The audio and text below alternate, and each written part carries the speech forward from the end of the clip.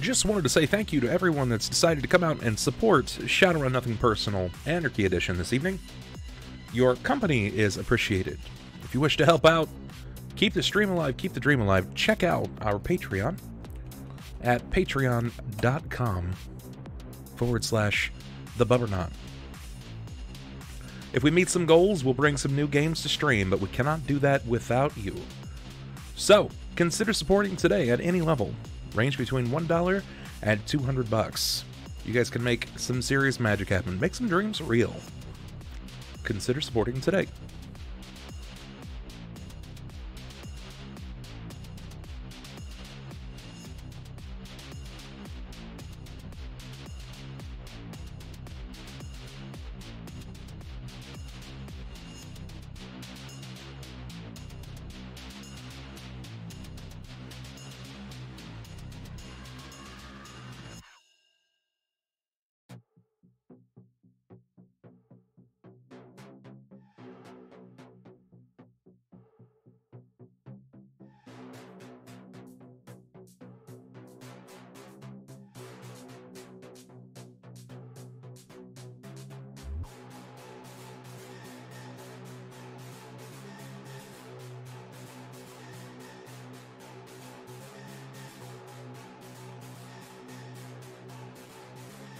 Oh man, guess what? We are back from our break, lads and ladies. Here we are, back in action.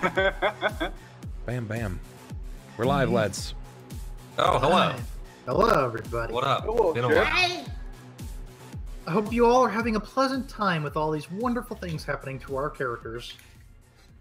These wonderful, happy, nice things. Shade's in the car practicing his exit strategy. He's learning Russian. You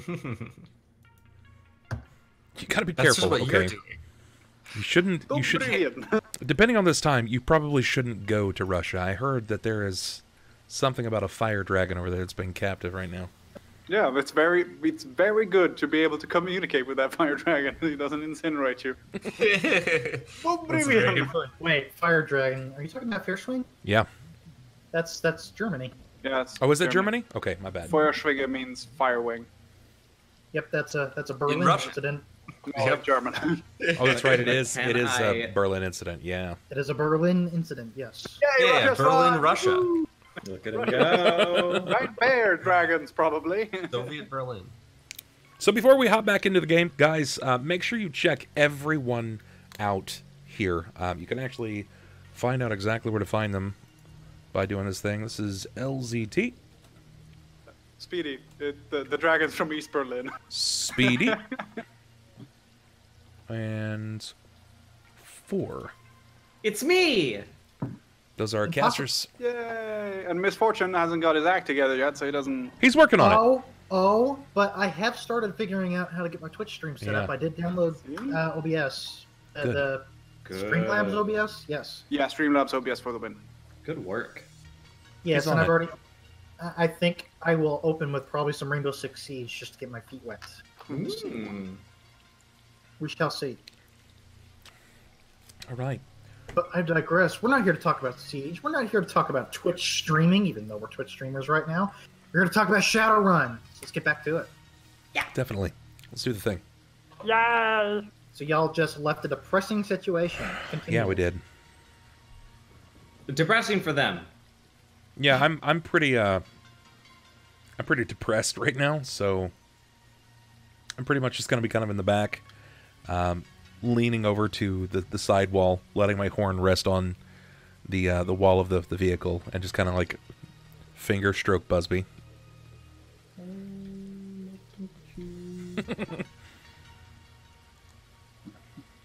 So, we're doing great. I think. I am dead quiet. Shade, we're doing great. You're supposed to give me a thumbs up as the driver. Wait, you're driving. Don't do the driving. I let go of the wheel and look over. You sure about that? The car drives itself forward. Listen, I ride a scooter. You used to ride a scooter. I rode a scooter. You have the remains of a scooter somewhere. I don't think you've even acquired the remains. No, I haven't gone back and got my remains. It hasn't been buried yet, even. I'm actually following along in my bike at this point, but I'll be. How about this, guys? On everything Maybe they're saying. Here's what I think we should do. We should go someplace that's nice, relaxing, while we figure out our next steps. Boston. Let's go to Walkie's bar. Boston is nice and relaxing out here. I know, but we gotta.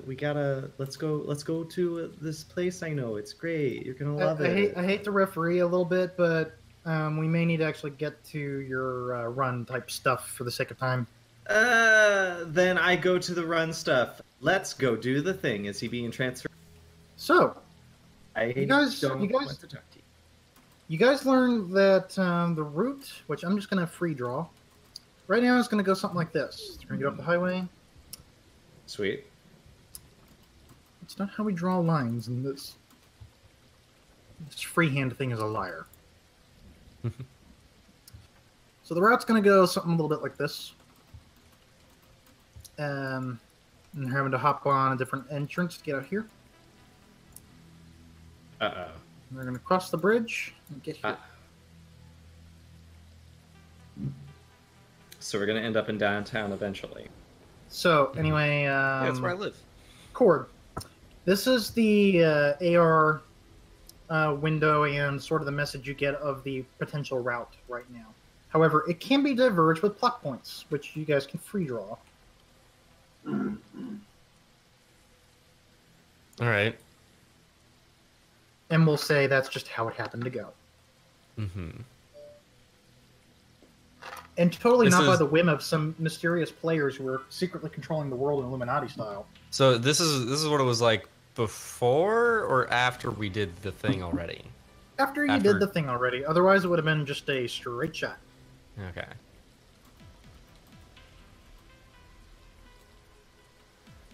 Now let's figure out how to erase that line. So if we were to break this bridge over here, would they have to go all the way around? Possibly. So here's where you guys can flavor exactly where you want them to end up during your little combat. Do you want to chase them? Do you want to try to narrow them into a corner and do an alley somewhere? Do you want to get them like caught up on in like traffic where they're stuck in the middle of traffic and can barely move?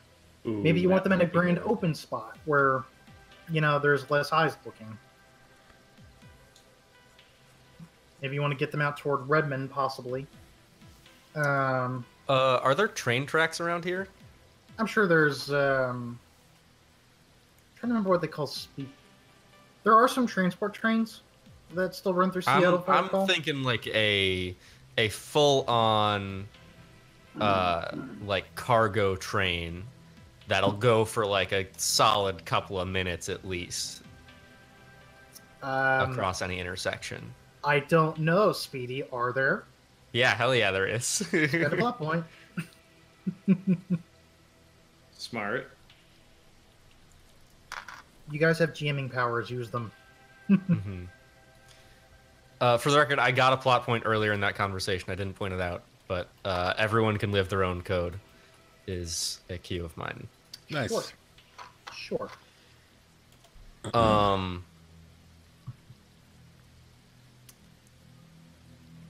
And it's So really well. this,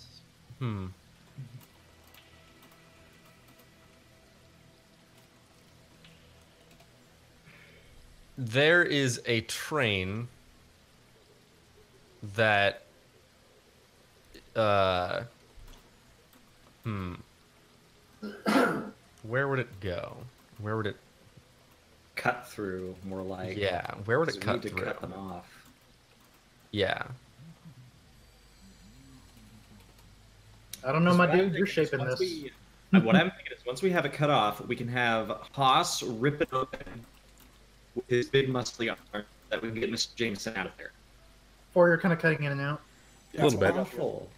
It's okay. Am I good now? Yeah, you should be good. Yeah. Lucky.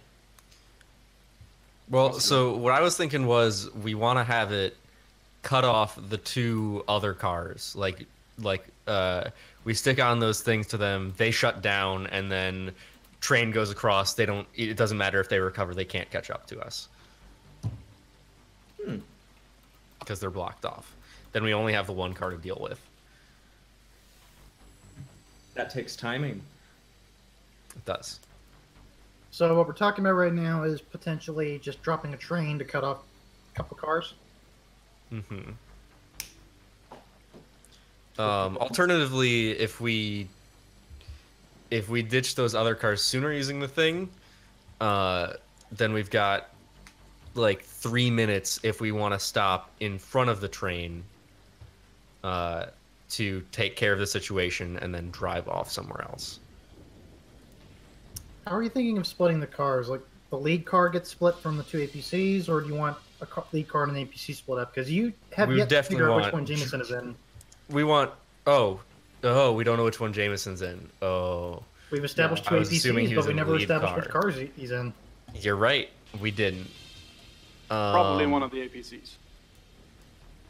Yeah, those are personnel carriers. He's a personnel. Yeah, they're armored personnel carriers. He is what some would consider a high-value target. Mm-hmm. How can I spend a plot point to know exactly where he's going to be? You spend a plot point to just dictate exactly which one he's in. I but could. Where's the fun in that? I know. I don't know how to justify. Also, I'm going to pass those devices that I plot pointed in from Dimitri. The shotgun stops. The shotgun stops. Get 3 of them. They last 3 to 5 minutes. Passed off to Chord. 4. You spend a plot point to break one of the cars down, and then they're stuck with only 1 APC, and they have to have him in that one. You're on the bike, so I figured as far as maneuverability goes. What I was thinking too. Yeah.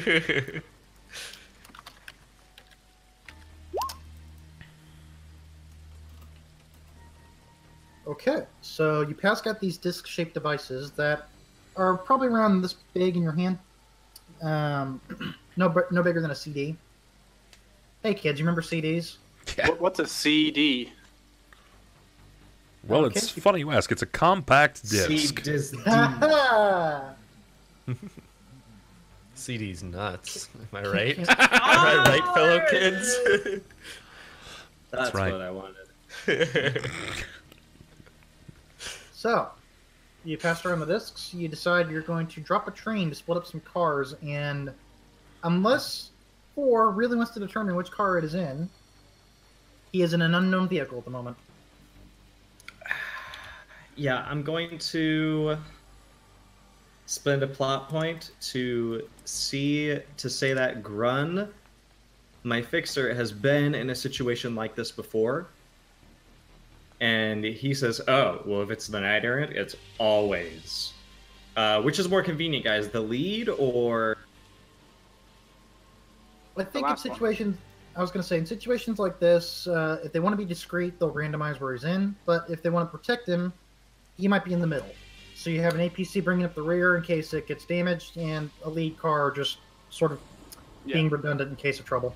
In that case, yeah, Grun will tell me, I went through this one job where that's exactly how they did it. 3 cars, and in the middle, they put him in there. Unless he's a really, high-value diplomat? No.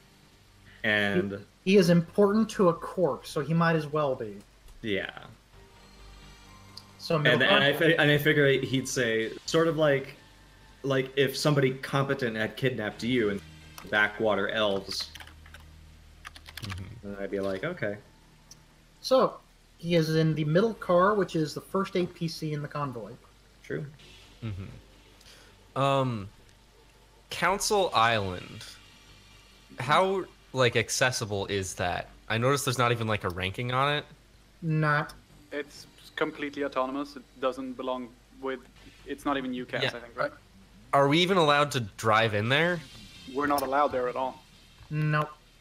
Same thing with Fort Lewis way down south. Those are military territory, basically. Okay, so they're going to need some sort of identification in order to pass through. Yeah, but they are proper milsec, Do you guys remember back in 5th edition when I explained to you about restricted weapons and forbidden weapons? Mm-hmm. Guess who has the forbidden weapons legally? We do. Knight Errant. Any major, huge military, basically. That's the reason they call it mil-spec, or mil-sec. Mil-spec weapons from mil-sec groups. No, well, I've got a forbidden weapon. Yeah, me too. So you don't want to be caught dead with it. No, I mean, no, I don't actually have one, but I can get one. I'm saying you can. By the way, technically your sins are forbidden. Just obviously you have the full scanners. Fun fact. So where are we starting on this? North going south, south going... Okay, so we're starting... Yep, he's going north to south. All right. The Chord happens to already live near NeoNET. And I live near the middle of the route. Well, that's fantastic. Me living near NeoNET does not actually help the situation at all. Hey, let's go back to Shade's... Oh, wait. Let's go back to Core's place. No, that's very One thing to establish real fast. LCT, we established at the start of the session you had the Izanagi AI. Do you still have that drive?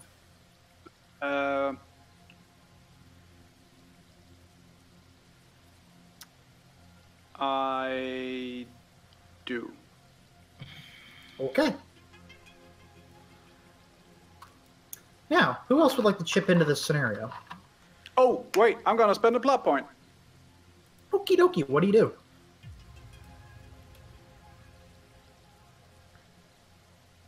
Can't hear You're you. muted. How big is the drive? About yay big. You know, like those power banks? It's about the size of a regular power bank. How about I left it at Trixie's place? Really? You left it at Trixie's. You just want to go through another scene where you have to ask for it back, don't you? I mean, I'm going there in a couple of days anyway. You're definitely not. We're running away tonight. Yeah, oh, yeah, but... yeah, no, okay, no, I still have it. Okay. I don't spend a plot point on on pissing off my girlfriend. Hey, just here to pick something up. What the hell is that? I left it in one of your shoes. So we've got 3 cars. Do we have APCs? Do we have civilians in this particular zone? Driving the train, probably.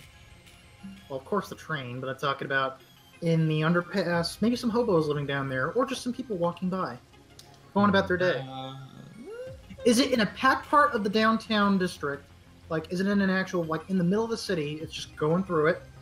Or is it, like, in the outskirts, in toward, The thing is, like, this entire route right now is through, like, A's and, like, B areas. Other than, I guess, at the start, it's C. So, okay. This is falling on the shoulders of our dear Decker, but plot point. Near Council Island, say we have issues regarding putting on these shotgun stops, or anything regarding that. They have automated tack strip system that can be controlled via Matrix, or an established Decker that can basically lift itself and stop vehicular movement. It's essentially steel or iron bars that will rise from the ground to prevent them from moving to Council Island or exiting Council Island. LZT, we cannot hear you. Still can't hear you, LZT. Nope. Still can't hear you. Wow. How about now? Yep, yes. Got it. Yes, I keep switching between the two PCs. I'd love for those things that stop the car to be magnetized, so they like rise up and lock cars in place so they can't move. Mm-hmm. That would be pretty dope. It's like, oh, just... So basically, big metal stop bars. Watchdog style? Yeah. Okay. And I guess we'll say they're magnetized? I mean... I didn't spend a plot point, so... Yeah, I didn't. I wasn't going to invest in that either. Push come to shove, I imagine Chord can just kind of pass through, since these are meant to stop trucks, cars. Bikes are significantly smaller. He could probably pass by, and on the way just be like, compact disc, shotgun stop. Is that Watch Dogs, right? I'm going to spend a plot point. Those shotgun stops, see, there's a reason why they're kind of cheap and easy to get on the black market. It's because they're very disposable and they only work once. Like, Yeah. you stick it on there, it doesn't stop them, it fries itself out. Right. So you only get one chance with each thing. Right. Tricky. Okay. So, Haas, if we are stopping them at the entrance to Council Island, that's probably like by a whole lot of military presence, though. I just went for realism. Like, where would they have this? Where would they have this high grade? So, I put it there as like a worst case scenario. If it's military spec, we can prevent them from getting over the island. Oh yeah. We could just basically resimulate what we did previously, where Shade, or I can't remember if it was Shade or Chord, is driving the vehicle, and I hold on to the front of it where he whips, and I send my momentum forward, and basically just bull charge the vehicle over. I imagine 850 plus pounds of half steel striking the side of a vehicle doing 40 miles an hour is probably going to do substantial damage. Even to an armored personnel carrier, yes. And remember, you guys can change the route with your plot points. Yeah, I'm thinking like They got the map upside down. They're heading north. Woohoo! I'm thinking using the Council Island thing as another blocker to like so they can't go past it and have to go back around might give us a little bit more opportunity, I think. So, our plot points. It is basically a major military checkpoint where, yes, they have blockers, they have towers, they have several gates. Some of them are highly reinforced to keep specific traffic from going through the island wonton. It's Salish, right? Council Island. I think it's Salish. I'd have to double check myself on that. Basically, All I know is I don't want to be elf going to stuff. Council Island. They're all hippies on Council Island, essentially. Oh, okay. That doesn't sound that bad. Right, because the entire surrounding country, if you will, that's actually that is the Salish Council. Yes. Yeah. So they're like super peaceful and won't hurt anyone? No, not. No, they're very hippie in their beliefs, but if you try to fuck with them, So, they, like, they make will love, blast you. not They war? will pulverize you. Speedy, when we get done here, I want you to look up the Great Ghost Dance when we're done here. Yeah, it's not like, hey, happy-go-lucky. It's, hey, happy-go-lucky. Oh, people we don't like, pulverize them with magic. Yeah, we'll let that for Speedy to discover, but for right now, I it don't sounds want to like... go through there. Yeah. Okay. So, you have at least one major bridge they'll go over. You might have some tunnels, if you plot point them in. You might have some suburban areas that are empty for that given time. You guys don't even have a time set on this convoy yet. No.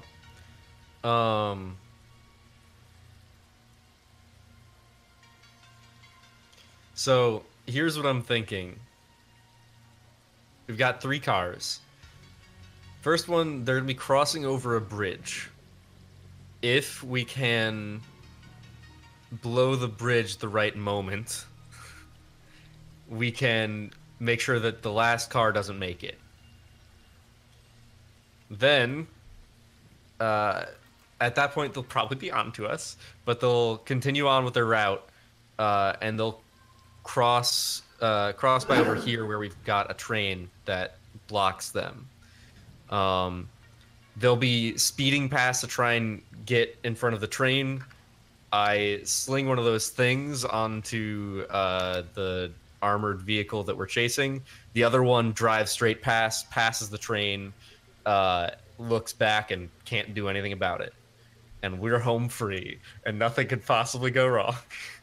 Speedy, you can control this train token. Sweet. I can't control the train token. Oh, yes, I can. Okay. I think if the middle car breaks down, they're not gonna keep going. They plot point. Usually, when this happens, they reroute. Yeah, but I can't reroute if one's fucking stuck. But they can stop. They will find some way to reroute. Even if it means maybe smashing through some cars. The point is to never stop. Can't smash through a train though. They can't smash through a train. Some APCs out there, but not this one. But like, if they sense danger, they will reroute. I think we're thinking a little too hard about this. Yeah. We already know that they're short-staffed, right? Like that was plot pointed in. They're short-staffed. Mm-hmm. My guess is that they're going to have a fairly high-profile security detail on this, even if they're running members short. I can't imagine there being too much more in office. Why not just hit them at the gates? Why not hit them right as soon as they get onto the road? So right outside the police station? I Or think just like a couple of blocks over. I mean, at this point... I think the halfway point, because then we're as far away as possible from NeoNET and as far as possible away from Knight Errant. True. Yeah. Because if you look... They can call for backup. Like, even if they're short-staffed, if something actually happens, they will call for backup, and they will get it. Yeah, because if you look a little... You went mute again, LZT. God damn it, I'm not. No, you're not. No? You're good now. You're good now. If you look further south, you can see it says Knight Errant Training Facility. I imagine they would probably send some people from there as well, so we want to stay away from that area. So we don't want to reroute them further south either. I don't know, man. I don't really know what the police force is like, but anytime there's ever been a major explosion, city blocks wide, pretty much all detail is on that on that front. Yeah, but this is less a police force and more of a PMC. Bob, you know in all those war movies, like out in actual war zones, you see the big APCs, the big tanks, the big Humvees, those kinds of things. That is pretty much how kitted out Knight Errant is in the city. They are straight up military. They are not police. They do have patrol cars, though, but even then, they're still pretty beefed up. All right. As many people as there may be spread out all over the place, and as short-staffed as they are, there will be at least a couple of cars that are close to their base that are ready to go, right? They are police in the same sense that there were police in Northern Ireland during the during the Troubles. Yes, they're technically police, but they're also, you know, heavily armored and heavily armed.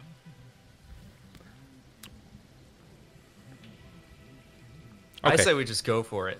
Yeah, I agree. See what happens. I agree. I think we just need to get into the thick of it. Yeah. Yes. So the current plan is what? To try and stop them at multiple points?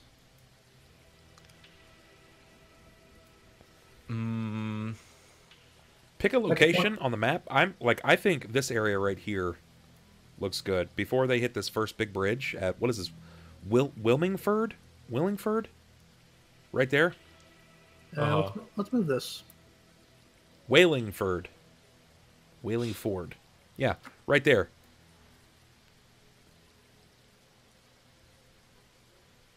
I shall make another duplicate of this. Yeah, luckily there's... Yeah, okay. I was about to say, luckily there's another train that goes right through there.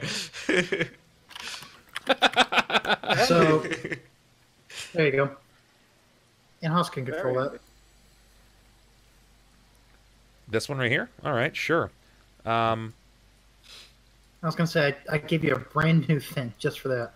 Perfect. I'm about it. Right there. That's I think, is our first opportunity to strike. And I feel like it's probably going to be about our best. Because realistically, they're probably not expecting us to hit them right out of the gates. If they're anticipating any kind of incursion whatsoever, I imagine it's going to be much further down the road.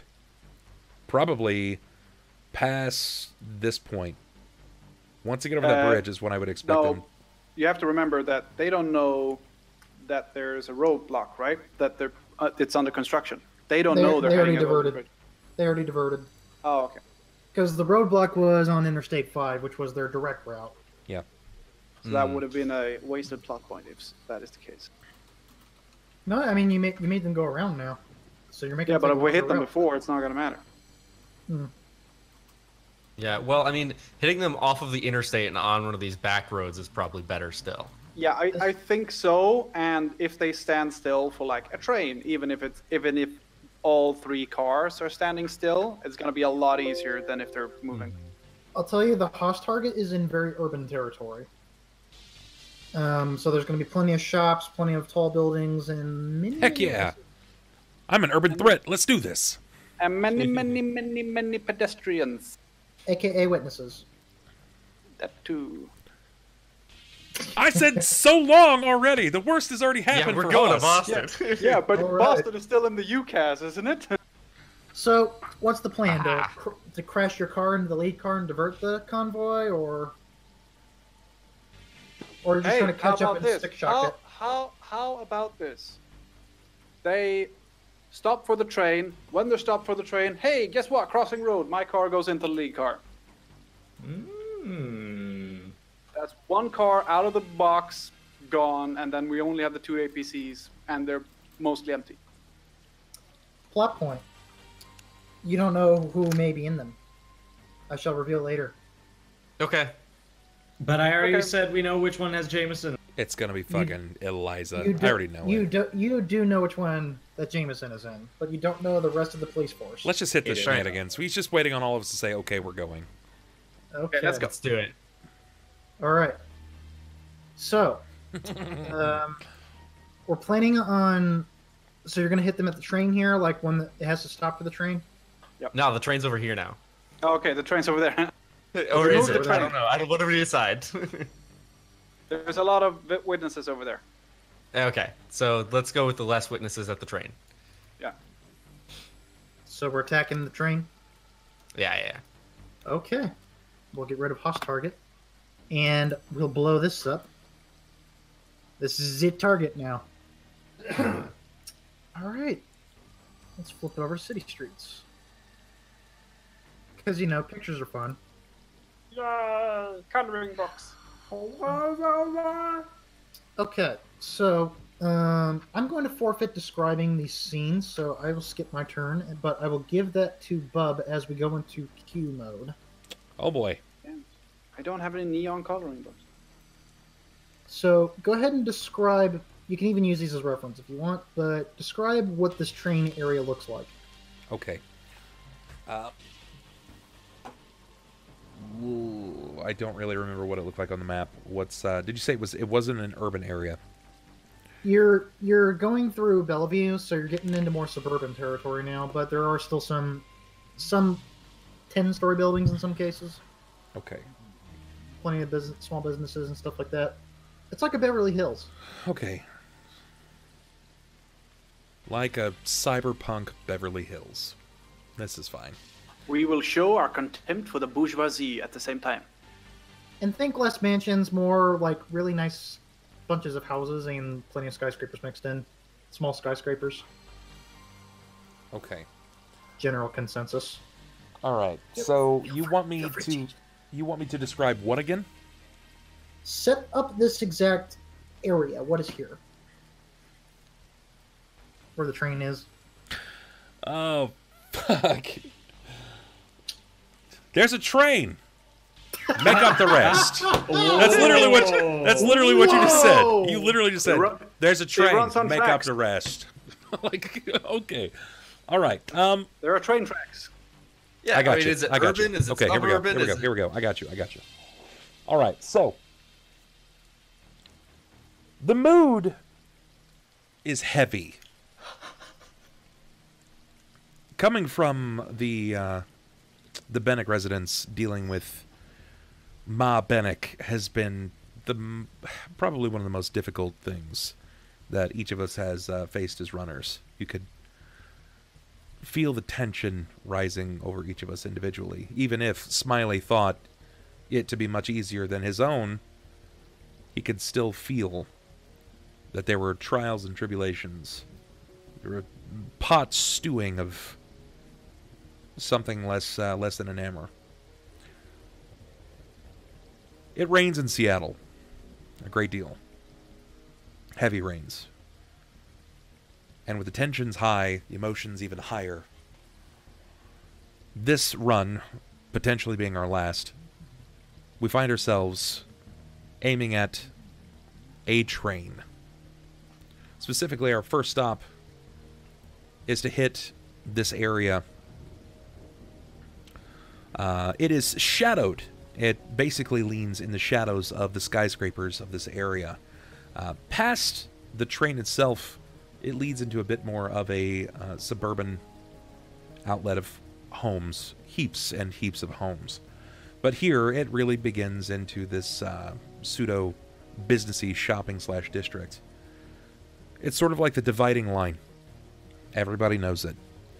Vagrants seem to lurk around the train yard, not too far from here, and you can see some of the hobo language decorate much of the overpass and any of the partitions separating the neighborhood and the city itself.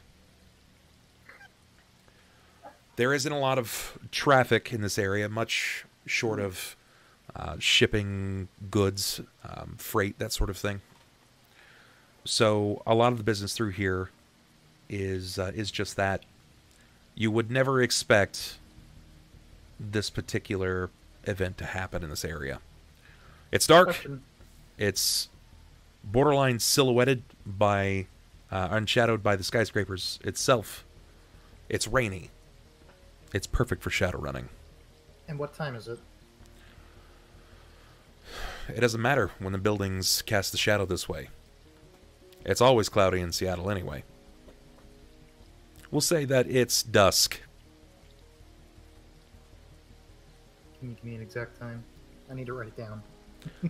We'll say 5:30 p.m. And 6 seconds. That's right. Dusk Way too o'clock. late. 4 seconds. It's dusk o'clock. That's right. Dusk o'clock.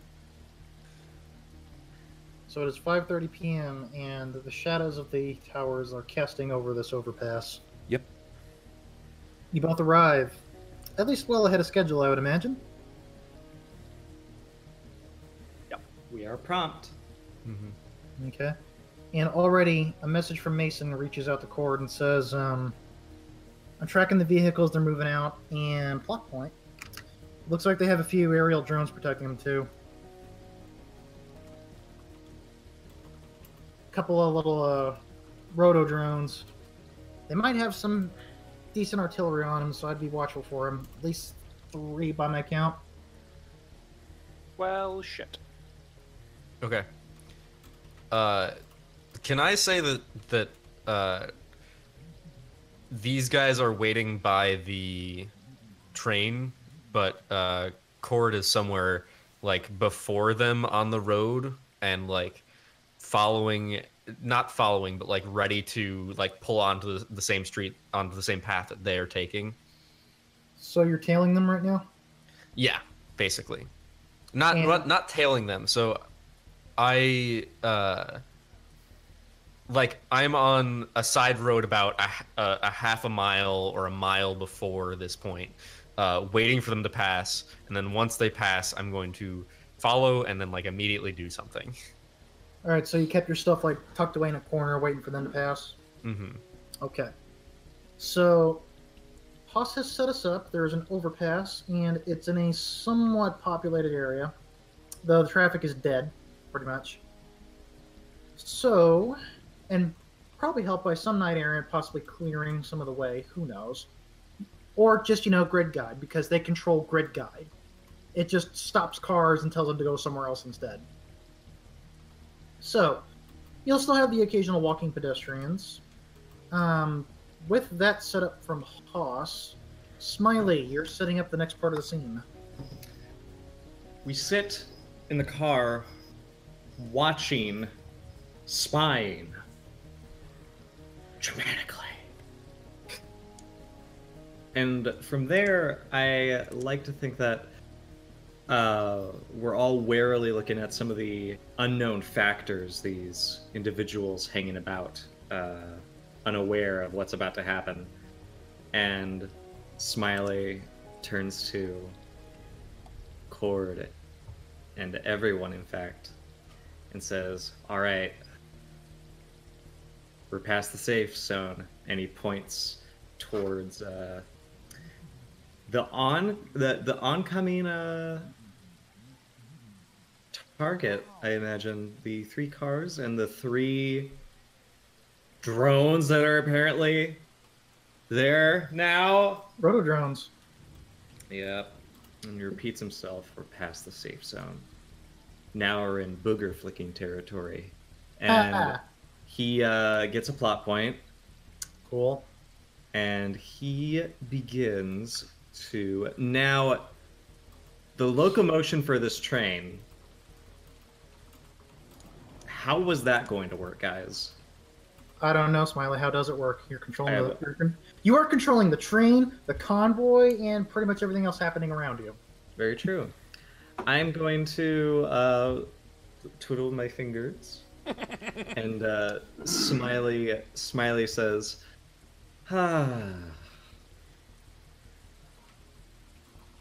to be 66. And he lightning bolts the train, shocking the systems into a violent burst forward, and at just the right moment, initiating their plan and cutting off the car's strict lineup in one fell blast of blue bolts that caused the whole railing to sparkle and snap, and the corrosive smell of rust melting, as well as the noise, gets everyone's attention. And at that point, he says, "Ooh, forgot about." And you broke up. What did you say? I said, "Ooh, I forgot about the drones." No worries.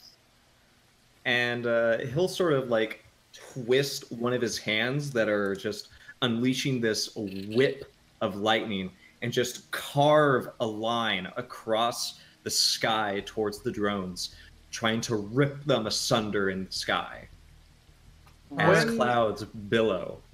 And when you do the thing to the train, I just go over this with comms. Now that's a shocking stop. Plot point? Okay, you interrupt his narration. What happens? I am in fact. Smiley is unaware of it, but the trains were built systematically where they are for a reason. See, they were devised and divined in this pattern because they follow ley lines. Oh! Smiley wasn't aware that he was actually standing on a ley line. So when he carved a swath of lightning through the sky... He carved a fucking swath. Oh my god. So a pillar of lightning just zaps through the sky, and it just like whips through the air. And just swats those drones out of the sky. I'm a fire in my I'm firing my laser. Blah! And this seems to happen just as thunder seems to rumble right through the clouds. Mm-hmm. Okay, so just clarify the scene. The cars and the SUV, you guys notice, and the two APCs, they are coming up to your little blockade you're about to set up. And that's where you see the drones actually flying ahead. So you saw those drones flying ahead of time, and you were like, and you just like whip across through them. And you tore them up. And they start to approach the turn to go into the into your trap that you've set, though they're coming up plot point on an intersection, and they are about to turn. That said, we're going to go Chord. All right. I pull up on my bike, and you just hear the loud rumble of my Harley as I turn the corner. And... oh, buddy, I got you. I got you. Here we go. Oh, I don't have those sounds up. If you're playing it on Roll20, sorry. Oh, I'm playing you a motorcycle sound, okay? I'm sorry. He's I'm got busy you. listening to The Chain by Fleetwood Mac.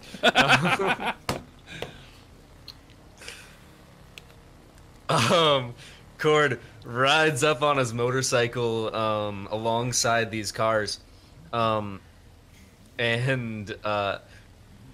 he, as he passes them, just dishes out these shock and stops one by one onto each of the cars. So they're coming up on the intersection? Hmm? As they're Yeah, as they're coming up in the intersection? intersection. Okay. So they're about to turn away from the train where they suspect danger is from. When you come on up on your Harley and you just like slap. Slap. Pretty much. We should have called them slap and stops. So I want you to go ahead and we're gonna test you on this. Okay. Now we can make it like an unarmed combat test, like how well you coordinate to slap your thing on, or you can make it a driving test to try and like keep up with the vehicle and do that.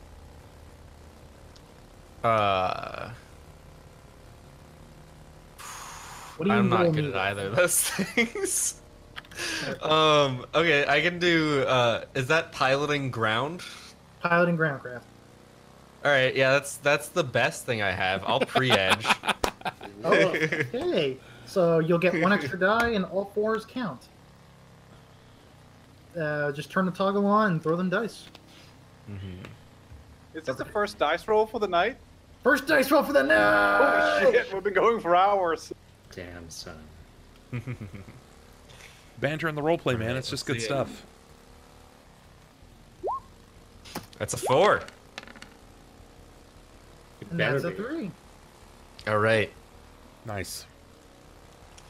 So I speed past and I lock all these shock and stops on each of the vehicles, and right as they're coming up towards this stop train, right as the car in the front is about to have to hit its brakes to slow down to a stop, I pull the shock and stop, and he can no longer activate his brakes.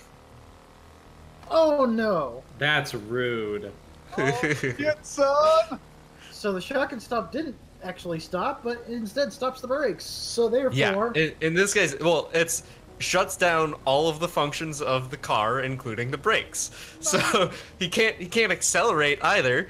But he's going pretty fast at this point, and he's going to slam directly into the train.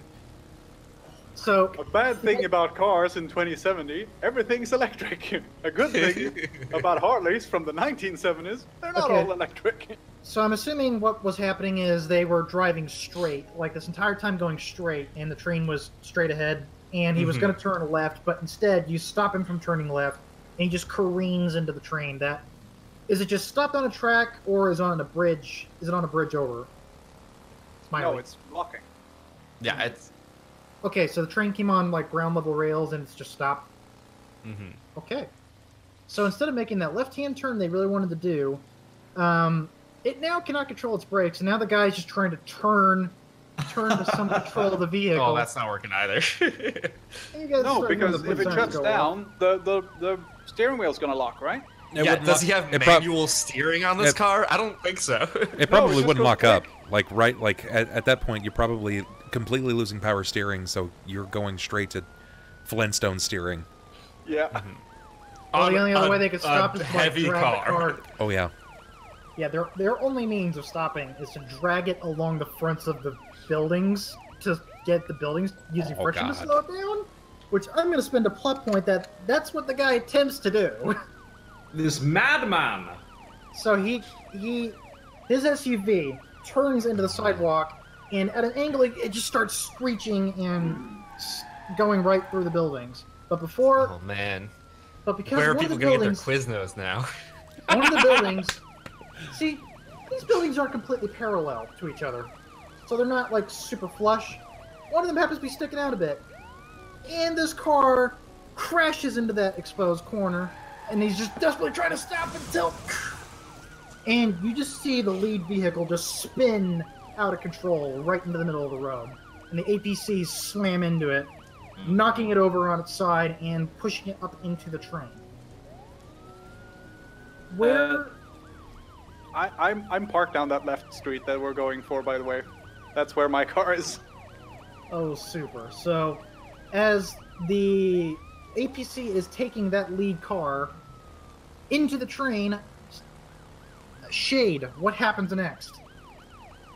They're on imminent collision course. The shock and stops kick in, right? They can't stop either. Well, they're probably slowing down too. They're not building up any momentum. Yeah, because No, they're not building up any momentum, and they've slammed into their buddy, but they can't control their vehicles. They can't run out of there. Said that I activated the shock and stop on the first one. Oh, okay. If you would like me to activate the shock and stop on the other two, you can do that. That would be good, because then we have everything in a contained space. Like, this is where it's going to happen then. So yeah, right now the lead car is essentially slowing down on the APC at this point. And they might careen to a stop, but anyway, Shade, what happens next? I suck at this. I go over the comms. Shade goes over the comms. Okay, hit the other two. I hit the other two. And they go black. So they can no longer control the steering and their HUDs disappear? Yeah. Are they all stopped at the train now, or what's going on? I don't know. Are they, They're all stopped at the train now. So what, they slam into the side of the train? Is that what happens? Yeah, they're all pretty much collided with the train at this point. And I just sit in the car and go, okay, let's do this. And I drive up and hit the last APC with my car as forcefully as possible. Okay. Spinning it and like hitting the first car again with the third APC. Okay, I think for this crazy time, give me your pilot groundcraft for this thing to happen. Yep, I'm gonna pre-edge. Okay. This is quite a maneuver, so I'm gonna give it 10 dice. Which button is it to pre-edge? It's the one that looks like a triangle. Yep. With an exclamation point. It's the caution sign. Also, Chord, don't forget to turn yours off. I'll probably just use it again. Oh. Holy shit. Holy crap. I got 8. Proceed. The amount of sixes he rolled is nuts. Oh, That man. crit. If this were 5th edition and we were doing exploding 6s, oh my goodness. All the cars explode! Jameson walks out, completely unhurt. Jumps in the car. My car is not damaged at all. We drive off into the sunrise. That doesn't. Okay. That's The sunrise. Alright, so I was like sunset. Oh wait, Rise. it's dusk. Never mind. So LZT, describe your success and what happens. Yeah, Shade drives his pretty sizable Jeep Trailblazer, hefty piece of machinery, into the last APC, sending it spinning, because you hit the back and it sends it spinning into the first, like, regular car again. And I imagine my car is not faring so well, but it's still running, and I get out. Alright, now we're going to change the music now that the cars have come to a stop. Right, that's what I had queued up. So we're going to cut the song. We're going to go to my combat tracks now. And Oh boy. here we go. Okay, so on to my turn then. So, as soon as the cars came to a stop and there was just a brief pause, you heard shouting coming from the vehicles, and everyone inside the APC, the lead SUV, was completely knocked out because they were tipped over, they were smashed into the train, and they were smashed by another APC right behind it. So they're either dead or unconscious, who knows why. The middle APC... I mean, you know why? The middle APC has the driver get out, and he cocks his assault rifle, basically using part of the door for cover and just already starting to pre-fire on Shade's vehicle. Meanwhile, the back APC, the back door, like, kicks open and slams to the ground like a ramp. The one I hit? Yeah, the one you hit. So after it had spun out of control,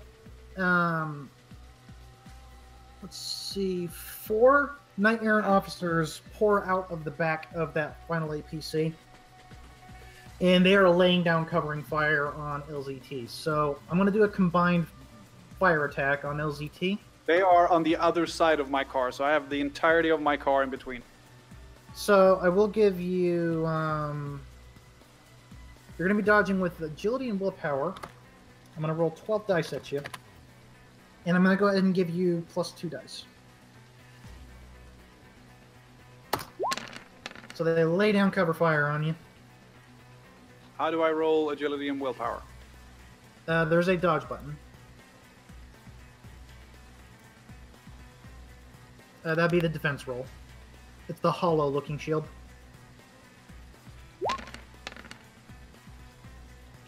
Would you like to post edge? No, I 2 plus dice, right? Yep, I give you 2 more dice, yep.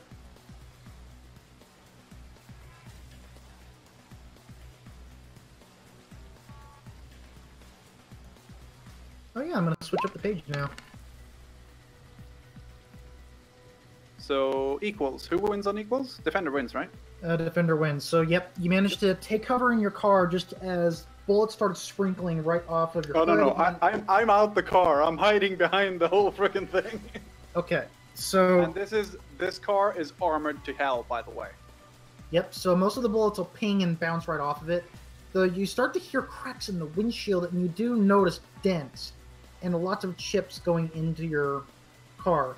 And you realize this isn't regular small arms fire you're used to dealing with. This is freaking mil-spec. This is APDS, the fucking assholes. Alright, so they're laying down covering fire on you, and they have not noticed the rest of the runners yet. So, now we're going to proceed on to Bub. You hear over the comms, I could use some help here. Okay, so in my vision, I see that there are... How many guards again? You saw 4 pile out of the back, and you saw the driver get out of the first APC. So you're dealing with 5 opposition right now. 5 opposition. Aside from whoever's guarding Jameson, which nobody has come out of that APC, aside from the driver. Okay. All right. Let's see. I'm probably in the back of the vehicle. How far away is the group of 4? I don't know. How far away is the group of 4? You know, that's an excellent question. So Bub, where are you in relation? You connected, Shade, you connected with the first vehicle. This guy has the mil-spec rounds, right? I connected with the last vehicle. The last vehicle? Yeah, the APC with all the people coming out of it. That's the one I sent spinning into the first one, knocking all the people in the first one out. And how many vehicles ahead was this with the four guards? Misfortune. So basically the entire SUV, the leading vehicle, they're out of combat. So you the just first have the vehicle's driver gone.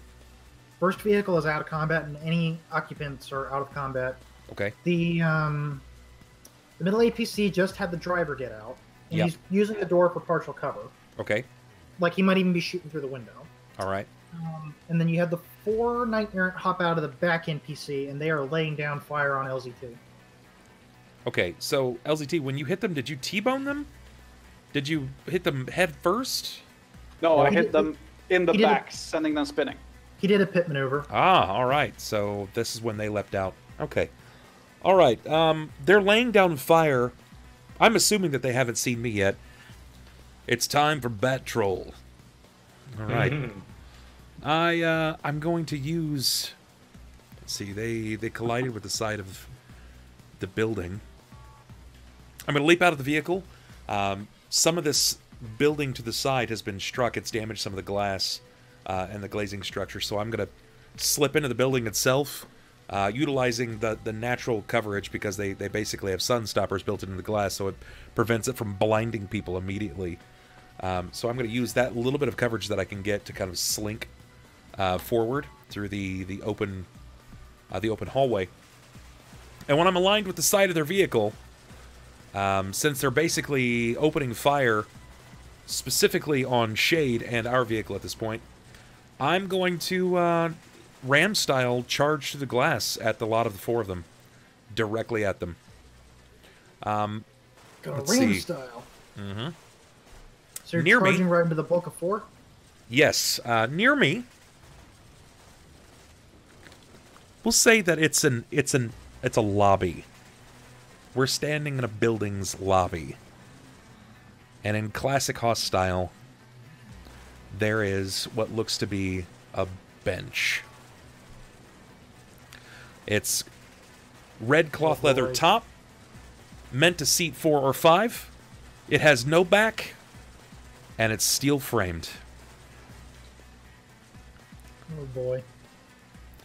So, I wrap my hand up around one of the legs. I head charge right through the glass, and the moment that I break through, I'm going to come down with like a paddle slapping them with this bench, if you will. What kind of a check do I have to make for that? Okay, so for this kind of maneuver, I'll let you use close combat. Okay. And since I'm pretty much rolling for the guards, all the gold guards in bulk, we're gonna go 12 dice on me.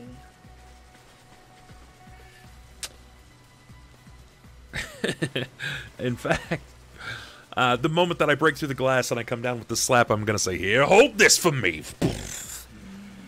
Slap it down. Oh. Alright. Close combat. Okay. And here's for all the guards in the group. Can I Would you like to edge? post edge? You may post edge. Yeah. Yeah, let's do that. So I'm just re-rolling. All your non-hits. That's 1, 2, 3, 4, 5, 6, 7, 8, 9, 10. 10d6. There we go. I'll get 3 more, so that puts me at 6. Okay. You describe it. Okay, so these 4 men were basically lined up more like basically arm to back, and they're kind of a row of fire, just unleashing bullets over the top of Shade. The rainfall granted me a little bit of cover from the glass breaking, but the explosion of troll and cyberware arms comes through. It's enough to probably alert them. However, before they can react, the voice rings out, asking them to hold this, and he slaps down on top of them with this this bench seat. These what? These 4 men. Hold these what? These... Oh, hold these what? It's hold this, not these. Bulbous. I'm not doing Close your enough. these. Okay, so you managed to smack most of them down. And you just hear like a loud grunt as you just very nearly knock them all out one go, but thankfully they have some pretty chunky armor that negates a lot of the force of the impact, but you do still feel them seeing a little woozy. My goal is at this point to make sure that they're at least prone and not holding onto their firearms. If they continue, I'll continue slapping. I'm just gonna paddle that ass down. I don't know, let me roll and see what's going on here.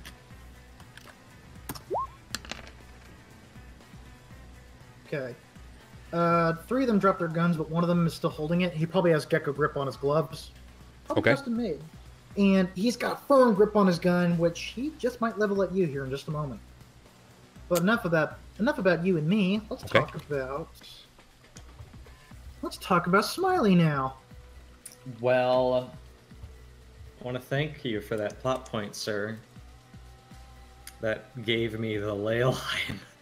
You're because welcome. now that the lightning has done its job, he sort of turns his attention towards the armed men that have filed out into this very surprising ambush that we have set up. And Smiley sees a gun being leveled at Haas, and feeling this power coursing through him, he's going to do a control thoughts,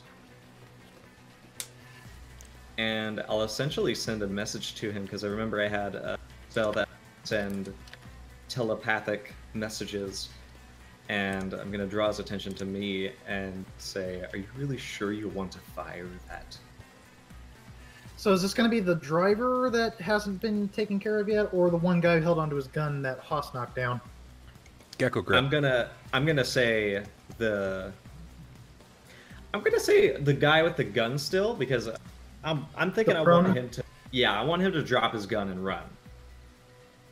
Okay. So this let will me- be intimidation, maybe. Well, let me look at your thing first. Because I know I jotted it down. Your amp. Because amps are fun. Control thoughts. Yeah, so you can make an intimidation test, and if you succeed, you basically get him to do what you want. Okay. So I'm going to roll intimidation +3. And let's see, I'm going to edge. Okay. Excuse me. God. Oh, just 9. Is that true? Yeah, because apparently you threw 12 dice.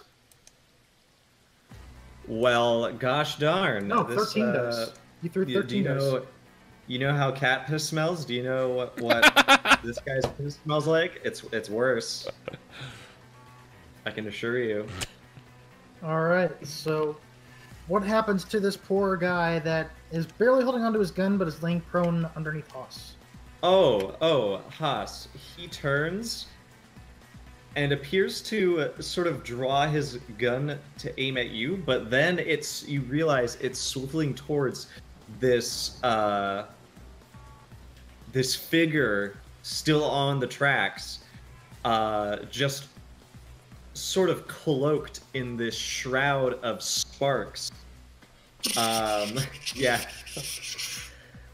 Singeing the suit only slightly, and just sort of grinning at this man as he sort of dismissively flicks his hand towards this man, and he suddenly lets out this shrill squeak of terror as he clambers and crawls away, dropping his gun as he does so, and probably goes to hide in one of the ditches nearby, trembling and clearly losing all control of his bladder functions.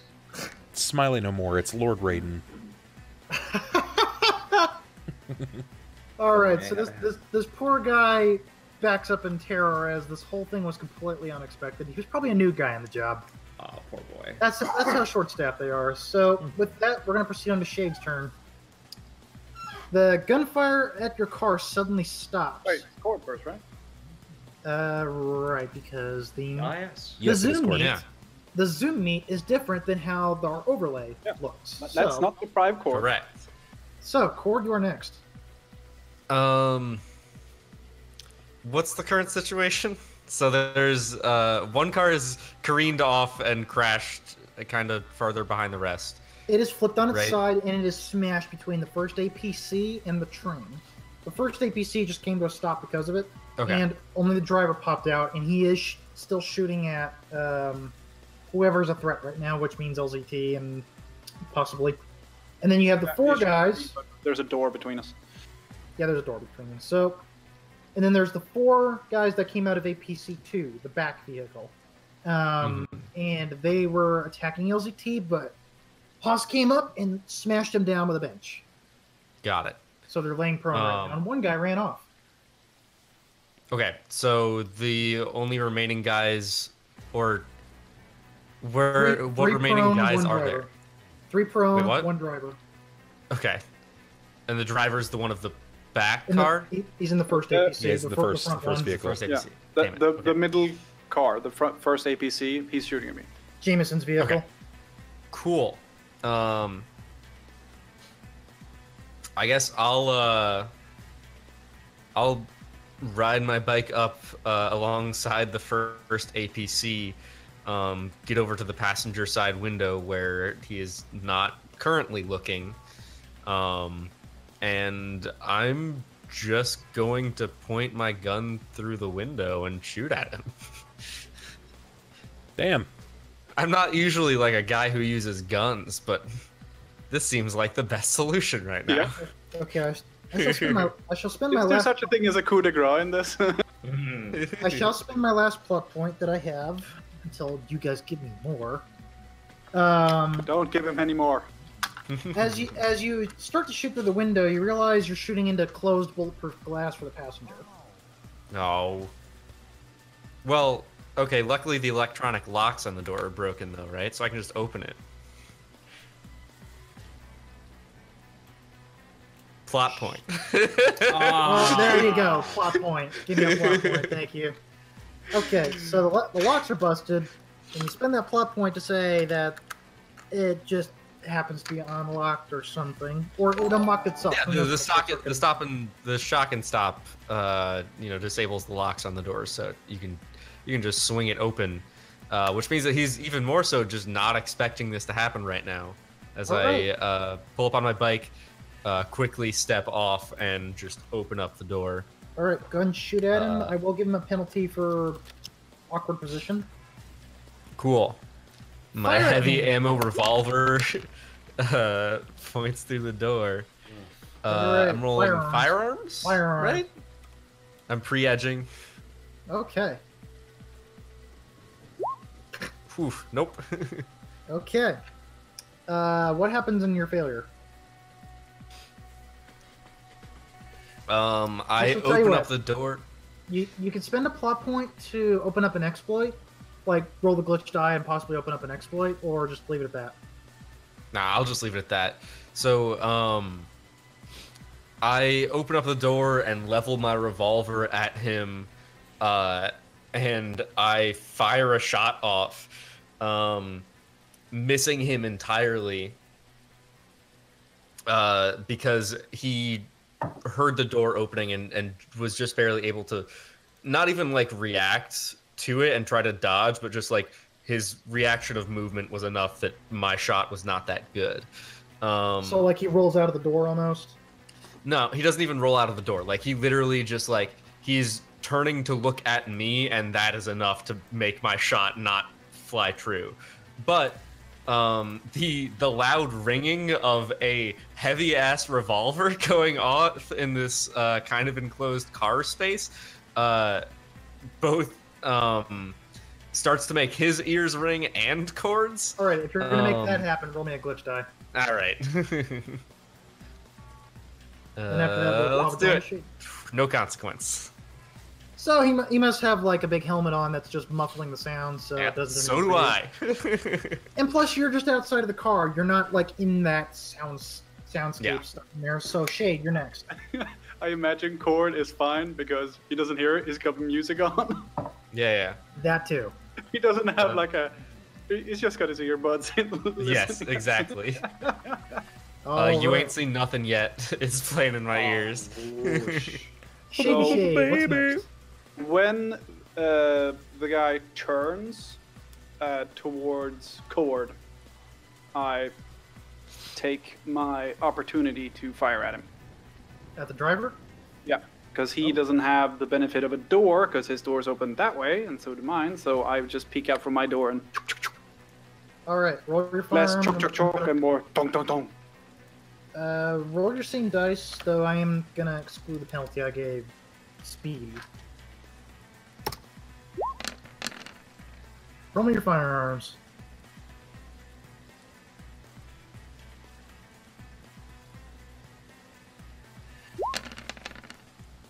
Nine. Jeez. I'm good at guns. Apparently. All right, what happens? I shoot him. Okay. So you manage to riddle like an entire half clip into his body, and that causes him to fall outside of the door, and you manage to puncture a lot of his armor, but he's basically still going, and he's got just a little bit of blood. One of your bullets like successfully impacted and pierced him, but his armor's pretty much shredded after that. So he's holding the wound, but he's now alert of you next, which. We are going to shoot at you, Mr. LZT, and I'm going to have a combination. Actually, it's just going to be this guy, because the rest of them don't have the weapons, but... I don't know if I might have APDS in the assault rifle. That don't matter. It's Anarchy, it don't matter. Okay, so, let's see. I'm going to have my guys attempt to get their guns back, so here's just a quick roll for that. And 4 d6. Okay, one of them gets it back. So you're gonna get at least one guy shooting at you, Shade, and one's gonna shoot at Haas. So the driver's gonna shoot at Shade, and the guy on the ground is gonna shoot up at Haas. Okay. All right. So this will be the same. Wait a minute. I thought that guy on the ground. One other guy that was on the ground who dropped a weapon, he grabs it and he shoots up at you. Yeah, but he shot at the thing on the tracks, right? He shot at the Sparky one. No, that was the guy. The Sparky one. That guy's gone. Yeah, he ran out. That's fine. All right, but this is a different guy, Haas. I dodge. So, Shade, first bullet coming at you. Dodge. Dodge. Defense test. Hollow-looking shield. Dodge. I dodge. Okay, I'm gonna use his one and only edge. I am also behind a door. Let's see.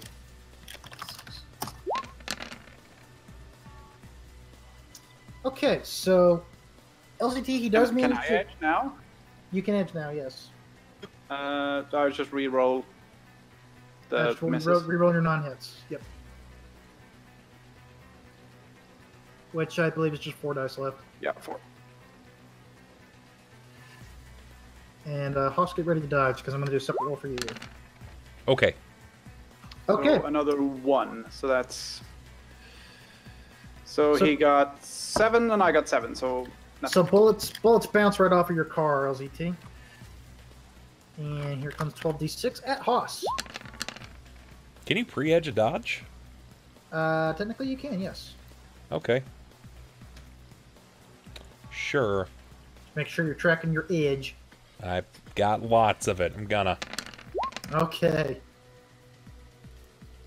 Ooh, boy. Okay. So Haas. Let me check the guns real fast. Let's see my Knight Errant dude. So the guy manages to scramble, get his gun, and he just blind fires right up at you. But thankfully, you're a big target for him. So he's gonna pebble you with 8 damage plus my net hits 3. So you're gonna take away. No, this is Anarchy.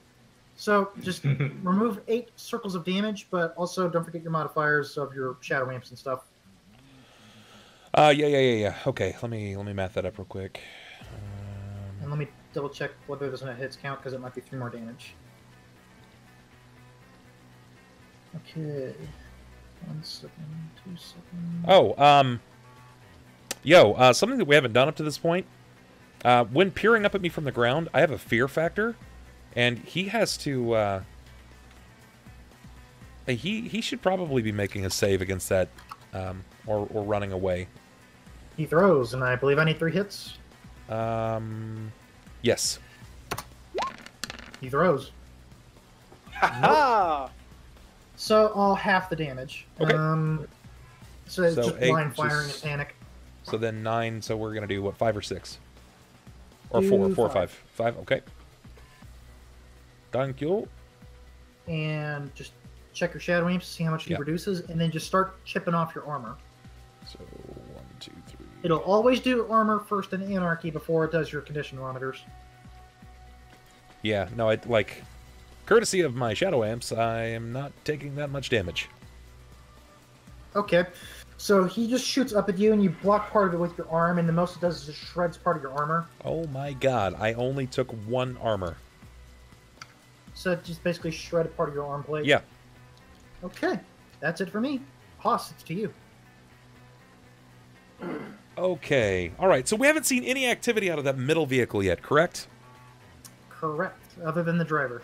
Alright, and you said that our target is in the first vehicle. The middle vehicle, which is the first APC. Okay, so the middle vehicle, the one that we haven't seen anything out of yet. Except the driver. Except the driver, correct. Alright, so let's switch things up here, because right now it's pretty much going in our favor. I'm going to make things interesting.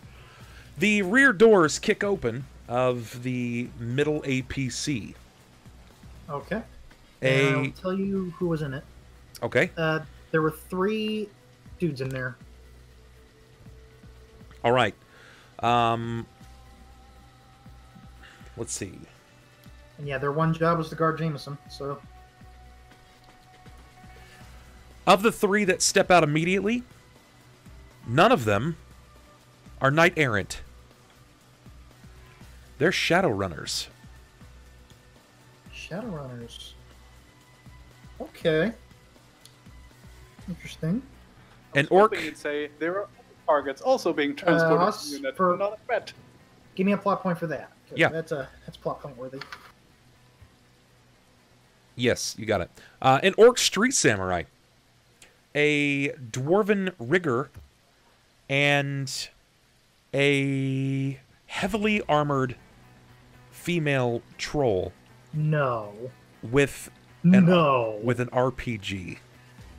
Oh, no. That's fine. I got an RPG as well. Oh, boy. We're going to change up the music here. The last one on the ground that successfully managed to pop a shot off, I take what's remaining of my bench, and I'm going to throw it up directly at him so it can come down and knock him out.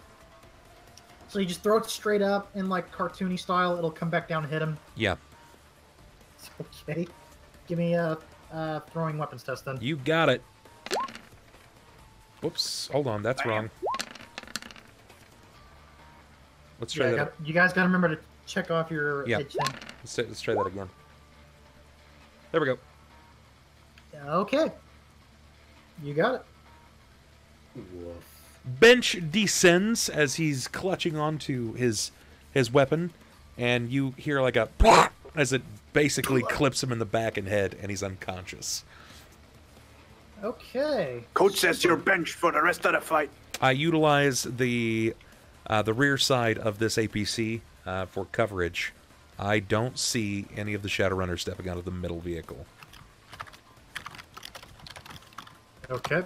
So at the moment they're just covering Jameson from the APC itself. I target one of my cues and say, I knew I could throw that. Okay.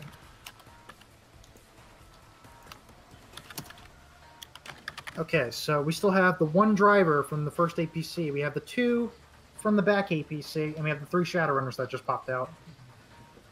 That said, Smiley, you're next. All right, so these 3 Shadowrunners, I run over. You got one of them, right? No, I didn't hit any of them. You didn't hit any of them? No. Let me see what I can do. All right, so we have 1 Street Sam Orc. We have 1 Rigger, Dwarf Rigger. Yeah. Nice. Female Troll with RPG. Okay. Yeah. I bet the rigger is the one Controlling the drones? Yeah, makes sense. I'm gonna start marching down to them, and I'm going to just straight up say, you don't want to be involved in what's going on here.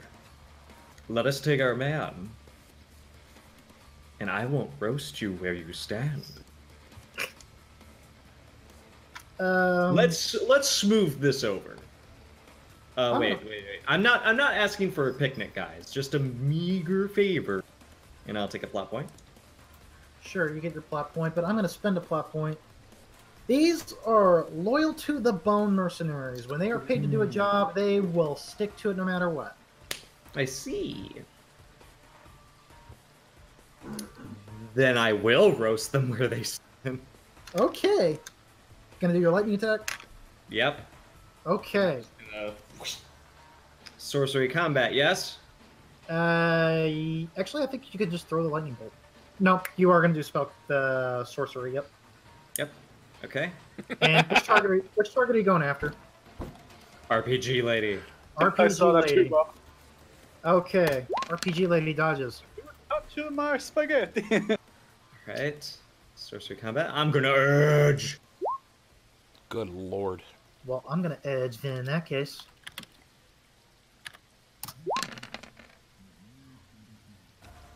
Tie. Defender wins.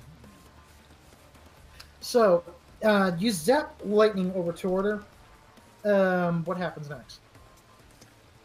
It misses. So it like smashes into it just the sort of APC. like she's so cool. She's not only loyal to the bone, but she doesn't flinch as the bolt sort of careens, cutting off one of her pigtails, and she sort of like Oh, she's rips mad out. now. Yeah, she rips out the knot on the other one, and just sort of shakes her hair up, and she starts marching towards me, sort of cracking her knuckles, as Smiley begins to go. You know Okay. exactly who this is, too, don't you, Misfortune? Ooh. Boy, shells. I have a good And- feeling who these characters are, but moving on. Chord's next. Hey, yo, I don't have a cue for this, but Smiley, you did your thing. You got your cue. Chord have a turn. Or spend a plot backing up. point. Or spend a plot point. Okay. Do you give me a plot point? No. Yeah, no. That was just me. Okay. Smiley's just panicking, and he's being like, no, oh no. Chord, Ah.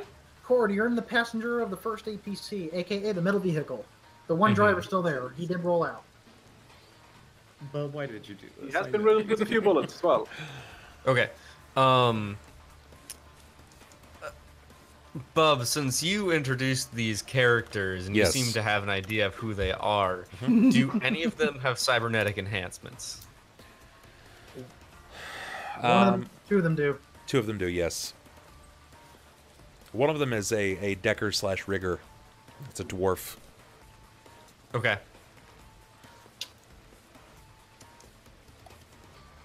Makes me wonder where the other two are.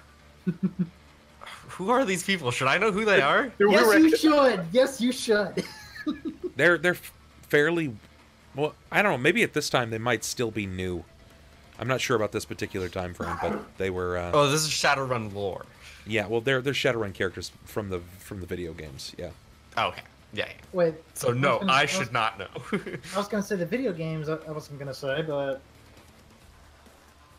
Well, one of them is Shotgun. Igar. Yep.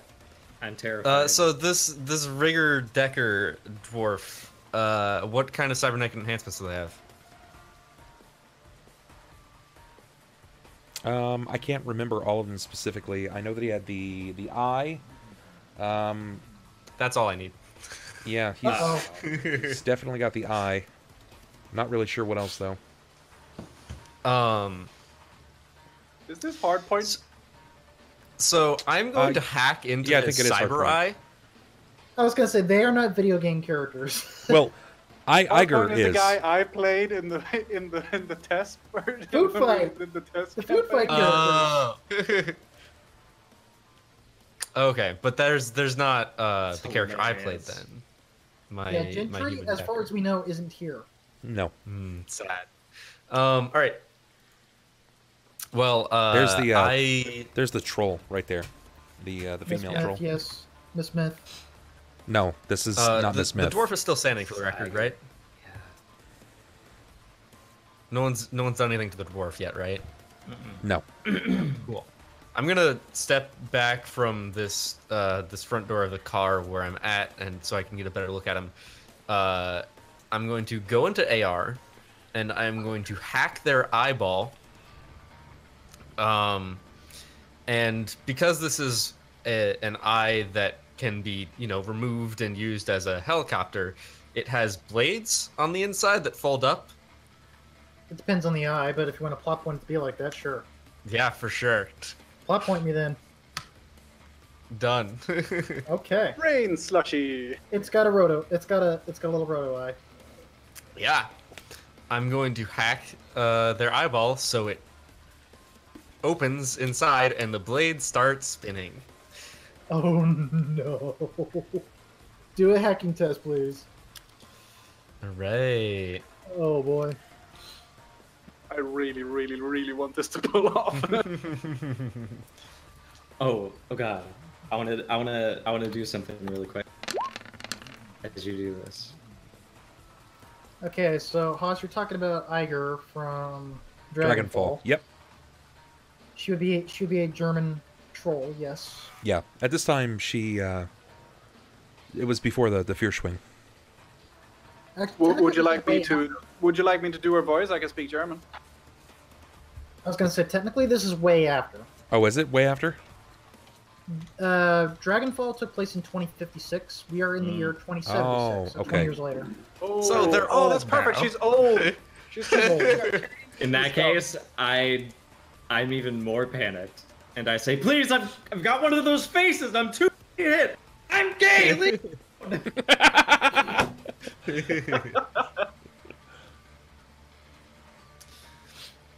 If you punch me, it's discrimination. Don't do it. And so I look at this is cyber combat, right? Yes. Cool. I get a plus. I have additional dice. I have +2 to damage in cyber combat. I get +2 to dice and hacking tests. Out of And I all can those dice, you reroll have dice 3 and hacking hits. tests. What? Well, yeah, because you have your Shadow Imps. Yeah. So go ahead and do your Shadow Imp stuff. All right. I'm just gonna. Don't forget your Shadow Imps, guys! I've been crushing him. So I get to roll 2 additional dice because of one of them, and another one lets me re-roll 2 failed dice, which I'm also doing. So Okay, it's a so total roll of your 4 2 new dice. dice. No, well, I just rolled Okay, that's 4 fine. dice, so it's a total of 4. Yep, you're up to 4, and you're attacking who again? Oh, yeah, so he'll spend an edge. So, out of my 10d6, I had 3, so 76. I also get to re-roll 1 die in cyber combat test, so I'm throwing another one out there. Oh, it doesn't matter. Sure, I got 6. Okay. Oh wait, you got 6? Yep, spent an edge. Oh, His only I edge. am also going to spend an edge. Also, that last roll was a 0d6, so I didn't roll anything. Gonna make that a 1. It doesn't matter. And I'm gonna edge, and so that is now. Oh god, how many dice is that I have to reroll? Okay, so sit tight. You had 7 plus 6, that's 13. You had 2 more dice, so 15. Grand total, you have 4 hits. So you'll roll 11 dice. You can do it. 3 hits.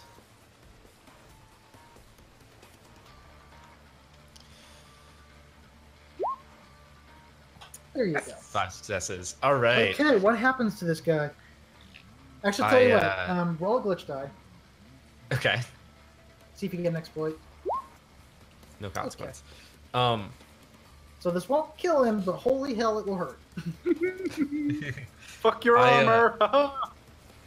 I like just sort of turn around the edge of this car, and I look him in the eye, and I say, "You ain't seen nothing yet." And then his eye starts cutting the inside of his face. Suddenly his vision just starts to spin as he just literally starts to have his inside of his eye socket cut out, and eventually it spins so fast that the eye is like deeper inside of the socket and like twisted up a little bit. He can't see with that eye anymore. my god. He can't see because he's dead. I was gonna say, You it's not gonna. Don't, You must don't look make it inside kill him. yourself. So, Literally. I do got to Misfortune said that it can't kill him, So so it'll tear up a lot of his eye and even part of his cheek as it like sort of rolls out of his face. and you know it's probably cut like a few non-vital parts of the brain a little bit. And many eye tendons and such. Okay, so He can't use the vowels A or E anymore. I scream internally. yeah, basically the entire side of his face is now like jelly. Might as well be. Good lord. Okay, so that was brutal. It's like his entire face is a little bit droopy too. Like he can't even move that side of it. so it's just... he's pretty fragged up. You hit him Yeah. with a He's palsy, fragged up. man. That's awful. Okay, Shade, you're next. Ooh. So the guy from the first APC, is he still on the ground? Are you guy I talking about the shot. driver? The driver? Yeah, the guy I shot. He's kind of recovered. I mean, He's not like prone. I'd like to shoot him You'd like to shoot him. Okay. again. Go ahead and shoot him again. You're gonna shoot.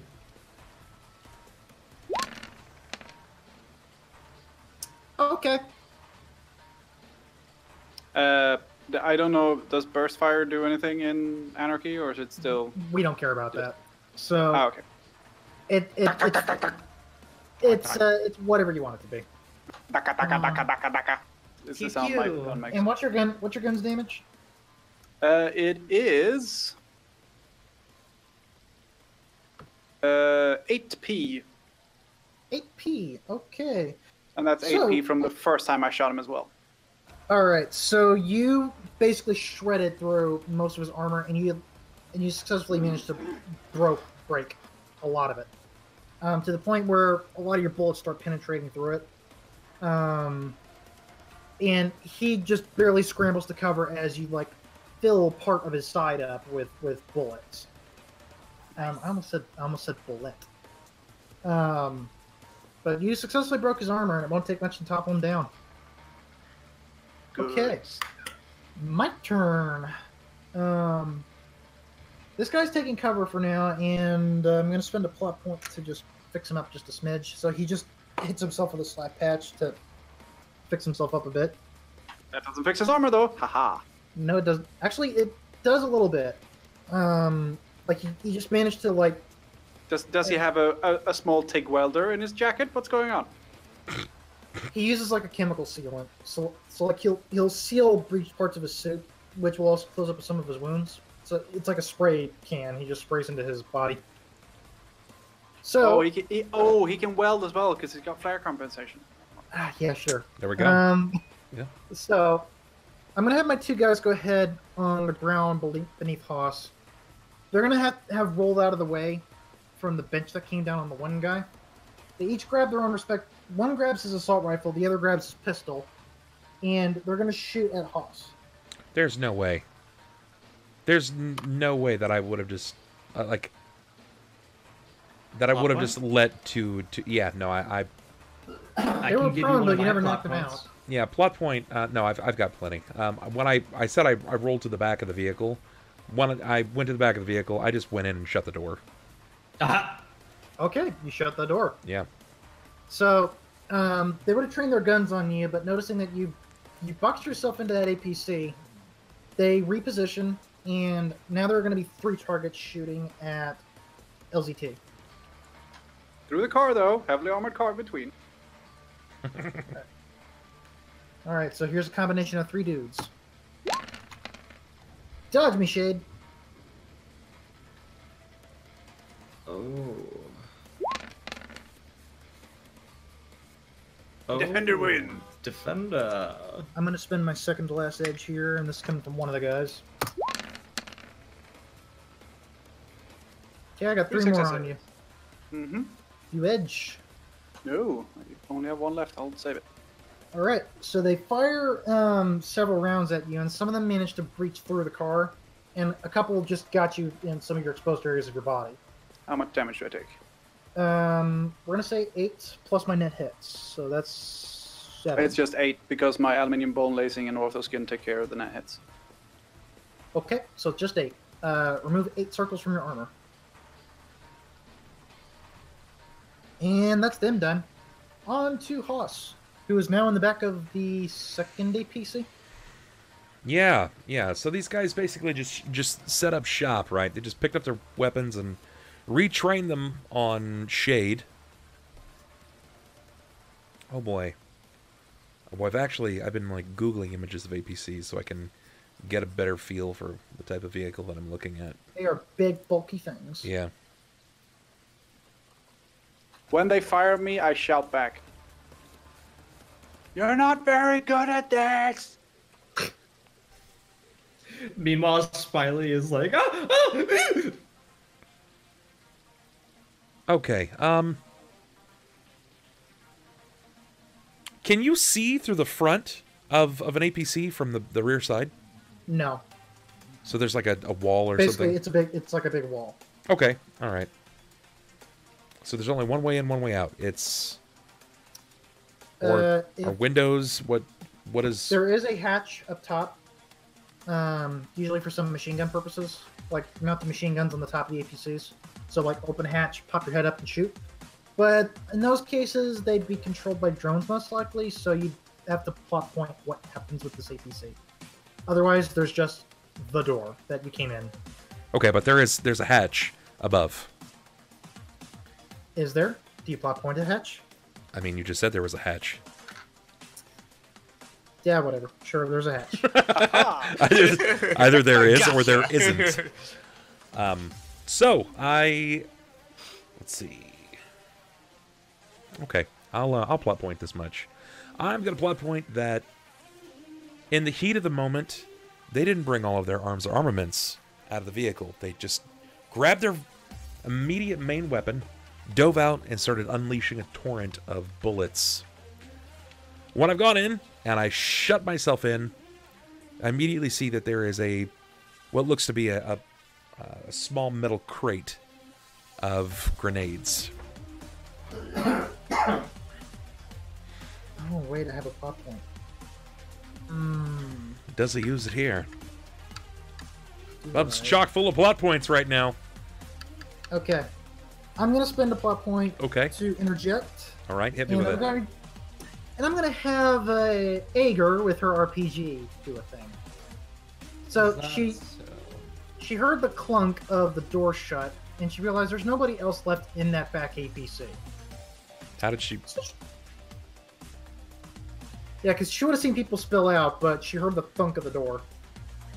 But then she saw two guys run around and start opening fire. Yeah, they ran away. They ran away from that APC, so supposedly they're clear of the APC. All right, okay. So Ager mounts up her RPG and she aims it. She doesn't aim it straight at the APC because that'll only do so much. So she aims just slightly under it. Plot point, I tackle her. Okay. Smiley, known for his mass for tackling. His fucking... You might just bounce off. All right, Smiley. In that case, if you're gonna do a tackle, do your athletics. Close combat. You got to get a big running start on this one. I don't have close combat. Smiley, she's a troll. Then you're gonna have to roll flat agility. She's a troll. You are an skinny elf. I'm. You're Come on, fighting me. Smiley. I am your opponent. Come on, Smiley.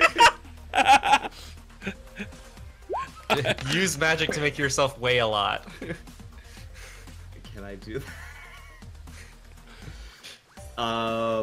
I got. Oh no. Oh, I can't edge anymore. Oh no. Okay, so she sees you about to charge, and just as you're like running at her, she just like takes one step back, and she just like smacks you on the back of your head, just keeping you running that same direction, but you miss.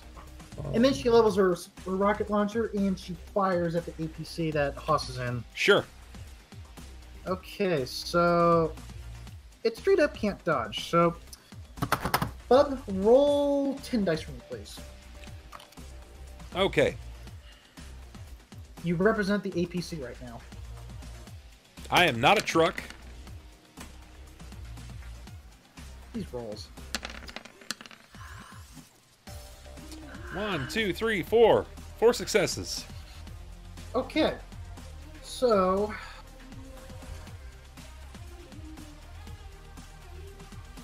I'm going to spend my last edge among my entire NPC group. And let's roll those other d6s. Okay. What? I don't know. Like, I'm just rolling a flat 10d6, but what does that mean for me? Like, Basically, it's how the APC will behave. Ah, okay. All right, sure.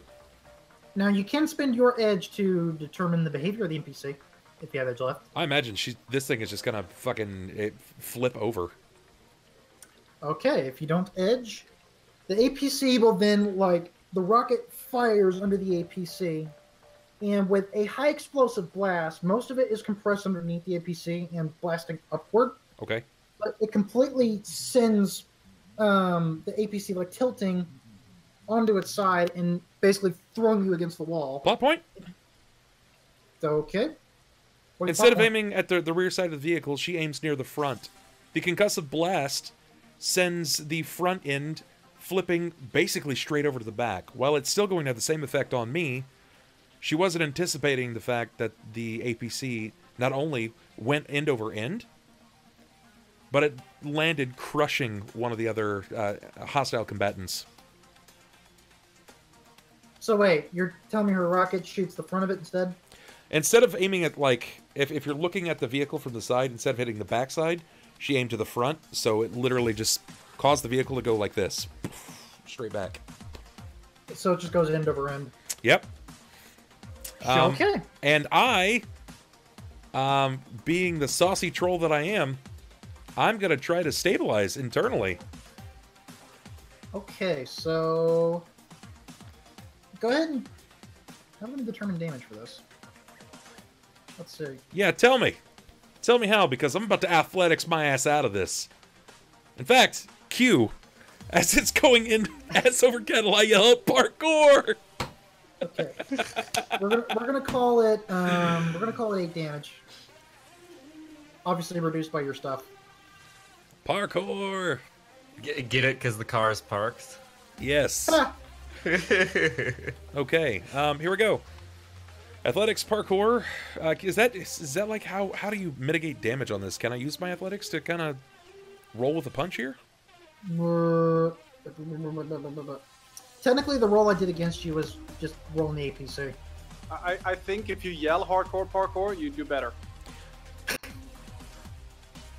But all my damage yeah, came how from hardcore do you me parkour? falling, right? Like that's how I took the damage, was the concussive explosion of me getting thrown back.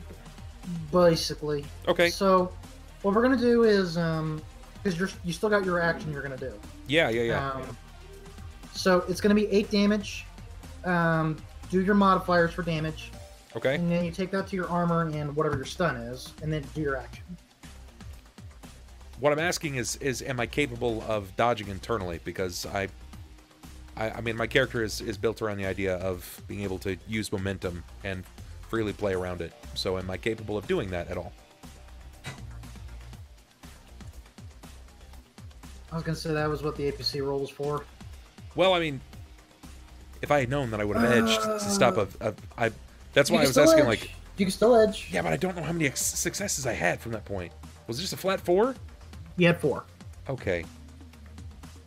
Versus your 8? My 7. You're 7. Okay. Whatever. I'll just take it to the armor. If that's how it's gonna be. Okay. So the APC will flip up and smash in on the top, and you manage to just knock into the APC and bump your head a bit. But you shake it off, and you proceed to do what you were going to do. Yeah. Well, now since the APC flipped over end, crushing one of the combatants where I was going to roll out the grenades, it just gave me a clear shot at her. So I kick open the door and I roll out 3 grenades with their pins pulled right at her feet. Okay. All right. Do your throwing weapons. Yeah, I'm good at that. You're good at that. Hell yeah, I am.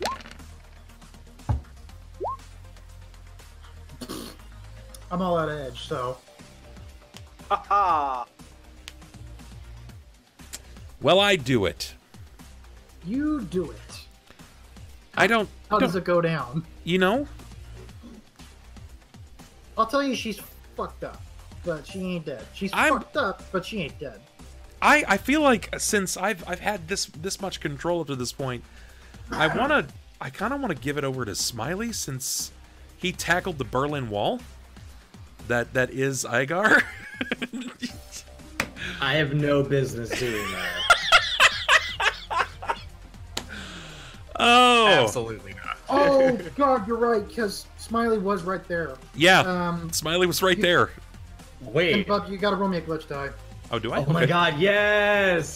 Do it, do it, do Alright. it. That's this one. Boop. Why did it roll? No. Okay, let's try that again. Should I wait, should I roll a glitch die maybe? Nope. Oh, there it Plus is. his action, so he rolls it. That's bizarre. It only rolled a 0. So let's try that again. Here we go. I was gonna say it should be the globy looking one. I got a 1. You got you got a 1. That's a glitch. Oh dear. Please. What happens to Smiley? Tell he me. gets caught up in the blast. What happens? But it's 3 grenades. Okay, all Tell right. me. This is exactly what happens. All right, so Oh dear. the APC flips, crushing the guard. I kick open the door. 3 of them pulled before I can even see what's happened, and as I roll them out to her feet from the events that have just occurred, that's when I realize that Smiley is there at her back, attempting to fight her down like a 3rd grader to a 9th grader. Nothing is happening. She looks down, and you hear a shit. And as the explosions go off in tandem, they are blown back together. Smiley, you are sent cascading across the open road into a building. Glass shatters. Oh, ouch. Okay, based on that description, that's going to be 8 damage. 8 damage. 8 damage. Luckily- Goes to your armor circles Armor, first. right? Armor first, and then I'll do condition monitors. Luckily, Your armor's broken. in the 8. situation, Igar took the brunt of the damage. She actually stopped most of that concussive blast from hitting Smiley. Imagine how she is right now. Oh boy. Hey, don't forget fire. Don't forget shrapnel. Don't forget the obviously concussion and how bad it works on your brains and stuff. Oh yeah, that's Smiley's grenade protected were from that. What kind of grenades were they? Tell me. Give it to me, Bub. Flash grenades. If they're HE, there's no. I if was they're HE, bounced there's into no a building shrapnel. by flash grenades. If there's. Oh if there's yeah, we can retcon No, I that. mean, if they're HE, there's no shrapnel at least. Those still hurt. Let's see. Yeah. I don't even know, man. I will say, Give me just. Okay, so there'll be Frag standard grenade. frag grenades then. Standard frag Yeah. grenades. yeah, Frag for fragmentation. Yeah, Lots of shrapnel. we'll go So- with that. So because she basically took 3 and she took the brunt of it, her armor is completely shredded and she is hurt to hell. In fact, you blew one of her arms off. Her left arm, in fact. Oh, And you completely knocked her off to the side. and she's of the left-handed. APC. Is that your plot point? Are you giving me that plot point, Speedy? No, I'm not. Okay. Don't feed the GM. Alright, so Iger's out of It's combat. anarchy. God damn it. Iger's out of combat. And we've left Smiley's turn hanging for a while. So Smiley, what happens? So I took 8 damage to my armor. And you crash right into a building. You got glass and shrapnel all up in your armor everywhere. It was shredded to pieces. Ah! Ah! Ah! We hear from the building. I bet he's not Um, smiling right now. Oh No, that's the crazy thing. Is he is standing up. Oh in- yeah. Also. Explosion Also. sound- Say what? Explosion sound effects. Nice. And he's just stumbling around, not sure if everything's there. And it's kind of scary because he starts to you know that when you fall down or you almost hurt yourself, but it turns out to be not as bad as you thought it was. Your ears are ringing though. Yeah, and you're still you have that adrenaline rush. It's sort of like he's in these little terrified giggle fits, oh my God. And You almost died here. I know. And he finally notices that he's in a building. He can't hear anything, and he sees Iger. He doesn't know, but it's a troll woman, a fellow Shadowrunner, and he sort of notices that her arm is off, and she's unconscious, I would say. She might be. She might be. She might be. Are you going to spend a plot point? Because I turn. I mean, it's your narrative. Is she knocked out? She is knocked out. Okay, she's knocked out. Oh, actually, wait. She's about to be knocked out. Okay. Because I no, I don't kick her. I'm just I'm being mean. I'd be like, I'll show you now. Smiley walks up and just limp legs her. Go down. Yeah. Just, She's off balance. You know what you do? You hit her with her own arm. damn. That's rude. No, It's Smiley. effective because it's technically self-harm. So Smiley, just to Smiley- recap, you have the 2 Shadowrunners, you have the 1 guy from Haas's APC, and you have the 1 driver who got shot up. Okay. 4 combatants total. All right. Well, here's what I'm gonna do first. Smiley, still feeling the ley line, ever so close, reaches down and just makes sure she doesn't bleed out first, because he believes in. He's sort of realizing she's an older Shadowrunner, and she's just doing her job, and he's been thinking a lot about some of the people who influenced him to become a Shadowrunner, so he decides to heal her for a bit. Really? Just enough. Yeah, just enough so that her stump doesn't make her bleed out. Okay, do a sorcery plus willpower test. Good guy, Smiley. 3. Okay. You basically close the wound around her arm, but that arm is completely gone. Okay. Yeah, I can't save that. And Smiley just sort of like gives her a thumbs up and says, "One Shadowrunner to another. Retire." Okay, would you like to do one other thing as your action? Yes, I run out and I just lightning bolt the first guy I see. That would most likely be the orc guy we've never dealt with yet. So True. Street Sam. This is my character in Food Fight. Oh, I'm sorry, Bob. Yes.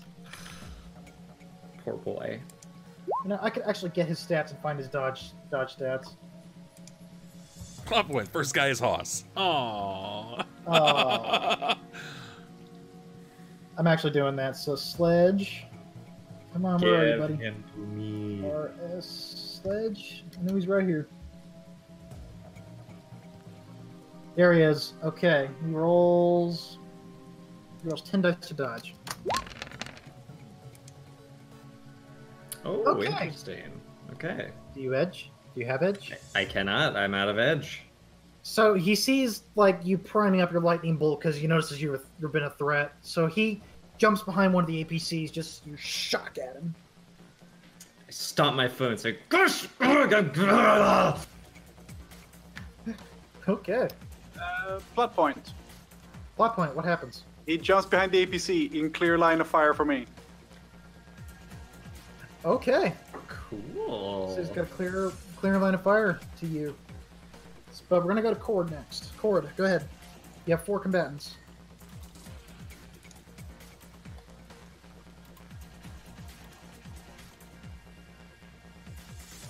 Can't hear you. You muted, sir. Does that dwarf have any more cybernetic enhancements?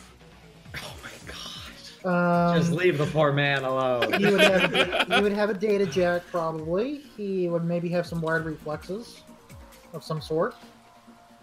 Reflexes? Does that mean like stuff in like his arms and stuff, or? Basically, circuitry that runs along his entire spine. Okay, great. I'd like to hack into those. Okay, hack me then. I'm hacking into this dude's spine. And basically I'm going to paralyze him from the neck down, is the Oh intention. man, God is sunken. I just My dice roll, man. Yeah, My dice rolls. it's great, because he won't be able to feel anything from the neck down, but most of the pain is in his head. Oh, boy. Roll your hacking, please. Okay. That And enough? Go ahead and roll the glitch die. Let's see how bad this gets for him. Okay. So essentially, yes, you'll paralyze him. What happens next? What happens completely? So, um, basically, like in the Matrix, Chord is like, he's basically just getting static off of an amplifier, and so it's just amplifying like the general like electrical frequencies that are running through his spine already, to the point where everything just goes stiff and like he can no longer move, and then after like enough like force of that, everything goes limp and he just falls. See, I guess he's about to train his gun on you or somebody, and then that's when his body just locks up and he just loses balance and just falls, but he's completely stuck in that animation. Yeah. But he is still completely able to move his head around. So he like eyes. Huh? Probably just his eyes, but barely even then, because you basically stopped all of his motor functions. Yeah, that's true. Yeah, so he's able to, with his one good eye, look back at me and see and just see like me typing into my heavily mechanical cyber deck, and just falls to the ground, and like without even realizing like what's happening. The sound of those Cherry MX Reds going at 1,000 words a minute. So I'm gonna spend a plot point, and when he looks at you, completely seething in anger that you put him in this vulnerable position, one of his drones that is still barely functioning, it's barely holding on. In fact, was laying right next to you. It just managed to like pivot its gun just barely, and it sights you as a target, and it fires. Right. Let's see. 'Cause I don't think there's actually surprise tests in this. Plot point. My lightning actually short-circuited it, and as it fires, it just and it explodes. So it'll explode after doing this, but it will still shoot at Chord. So it has enough residual electric charge in the system to fire once, but that's it. Chord, make a defense test. This is my first one of those ever. My dice rolled. I did fine. You did okay, Chord. You did fine. So you heard the whirring of the gears behind you, and just as you hear it start to wind up and like self-destruct, you dodge just out of the way as it riddles bullets into the APC just past you. And then the thing explodes. Is it my turn? It would be Shade's turn, yes. Yes. Go ahead. There are 3 combatants remaining. I run up to the dwarf that is disabled. You still got the orc who's still fighting. Yes. Okay, you run up to the dwarf then. And I put my assault rifle against the side of his head and pull the trigger. Why'd you? Do I need to roll? Why you gotta kill him while he's down like that? For that, It's not okay. hurting It's my anybody. character. Yeah. for that, no. But now you see the angry glare of Sledge looking your direction. That's fine. Do you shoot at Sledge? Instead of the dwarf? No, I mean you shoot the dwarf. That has happened, but do you shoot? At He looks at you with fear in his still completely conscious eyes. Yes. And then not so much. I swivel around and take as much cover as I can, but while still have a bead on Sledge and fire. Okay, fire. Fire! Can I get a plot point for good dodging now, please? No. All right, 4 net hits plus your 8 damage, you said? You know what? You went mute again. Man. Hold on, I gotta read this. All right, so you completely trash his armor. Nice. And you actually managed to inflict a bit of physical damage to him. So he ducks behind the APC as you shot at him, and you just managed to clip parts of his side and his left arm. Cool. The one that was not cybered up. So he is lit up. You're lucky this is worded this way. It says team player and only to other players, because I would have just given my plot points right over to Misfortune because you killed him. Only to players. Well, if Okay. you use a plot point, Misfortune gets one. Just use one for something else. There you go. Too late now. But you can still spend your own plot point to make a scenario change happen. Now the For damage is example, done. if He's you got wanted an to, extra brain in his shoes. you can also spend plot points to heal him. Like $1 per plot point. I can't imagine him being able to properly defend himself from a bullet to the eye. No, and I don't imagine you'll be able to see it because you're on the other side of 2 APCs in my car. Otherwise, Bob, you can also spend a plot point to give one of us a glitch die. That's useful. It is. It's cool. But you don't do it? Not yet. Okay. So, Shade, you shot at him, and Sledge, seething in anger that you killed his buddy's hardpoint while he couldn't defend himself and shot at him himself. He is Which is he more upset about? He's gonna kill you, man. He's gonna pull out his assault rifle and he's gonna freaking shoot you. Let's all agree that he shall try. And he's going to try. Alright, so Sledge, you have... Ooh, this is tasty. She's gonna have 12d6. Wow. Mm-hmm. That's impressive. You want me to dodge that? That's terrible, but yes, please dodge. And I'm gonna make you roll a glitch die with my plot point. Defender wins. That is Okay, so- the worst fucking roll ever. Defender wins, but still Wow. roll a glitch die. Which is the symbol for glitch die. Wait. I have my custom cyber arm suite. I can reroll one. I can reroll one die.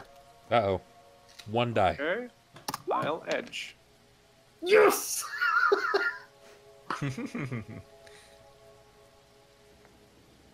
What are the odds? He gets to roll What? 1, 2, 3, 4, 5, 6, 7, 8. He gets to roll 9. Odds are And Holy not shit, No there's a excesses? success in there. not one hit. Are you kidding me? incredible. Fantastic. Sucks. Okay. Wow. Okay, I still want you to roll that glitch die. How do I roll a glitch die? It looks like It's the little the D6. icon that looks like a lens. Like an orb, lens, whatever. No concept. Okay, so he's gonna do 9 damage to you, sir. It's gonna do 6 damage to me, sir. Sure. So cap out the rest of your armor, and whatever you take next is physical. I can't believe that just happened. 20 dice! And he gets 1. Wow. And all it took was my super cyber arm reroll. Lord. Okay. Well, that's my armor gone. It's completely fucking gone. But it's perfect because it's actually perfectly gone. So he shot off like chips of your armor, and the last plate just like blew off as you like fell behind cover again. I mean, I still don't take full damage, but yeah. Okay. Then that goes to Haas. Okay. We have one very wounded Sledge and 2 other combatants. All right.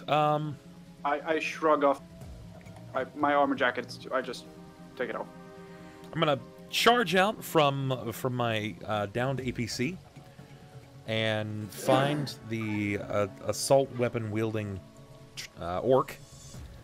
And the moment Which is right in front of you, in fact. the moment that I get up behind him, I am going to basically leap to his back and put him in a sleeper hold.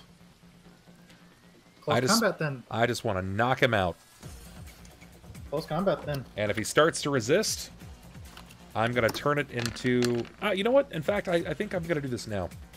My sleeper hold is going to go... Hold on, it's... You just get it. You just get it. Fuck it. You just get it. What is this? You're rolling so bad, I'm man. rolling so bad. What is up with that? You just get it, okay? Yeah, I'm gonna utilize this and go straight into shocking so I can knock him out. That should leave one target, right? Like one... So this will do whatever your unarmed is, and I'll just go ahead and give it 2 more damage. You said you want a close combat? Yeah, it was a close combat. Okay. I don't know how we did with this, Misfortune, but I'm still wearing my chameleon suit. Which is technically another 9 armor. I get to reroll 3 of those on any But we don't, agility-based rolls. actually, we do slightly care about armor values. Slightly. 3 Okay, successes. Now so- highly invisible and You hard get to hit. 3 net hits plus whatever your unarmed attack is under your weapons.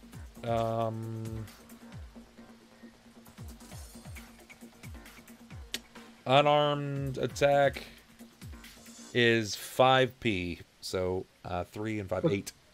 Yep, so you did 8 stun. Yeah. And for all intents and purposes, he's too like wounded and bleeding and such that you just managed to like put him in that chokehold and just shock him to knock him out completely. Yeah. He is out of combat. Yeah, great. I like that. That leaves, Alright. I'm guessing, the one guy, right? You have the one officer you knocked down with the bench earlier, and we have the driver who's lit up. That said, Chord, your turn. Smiley, right?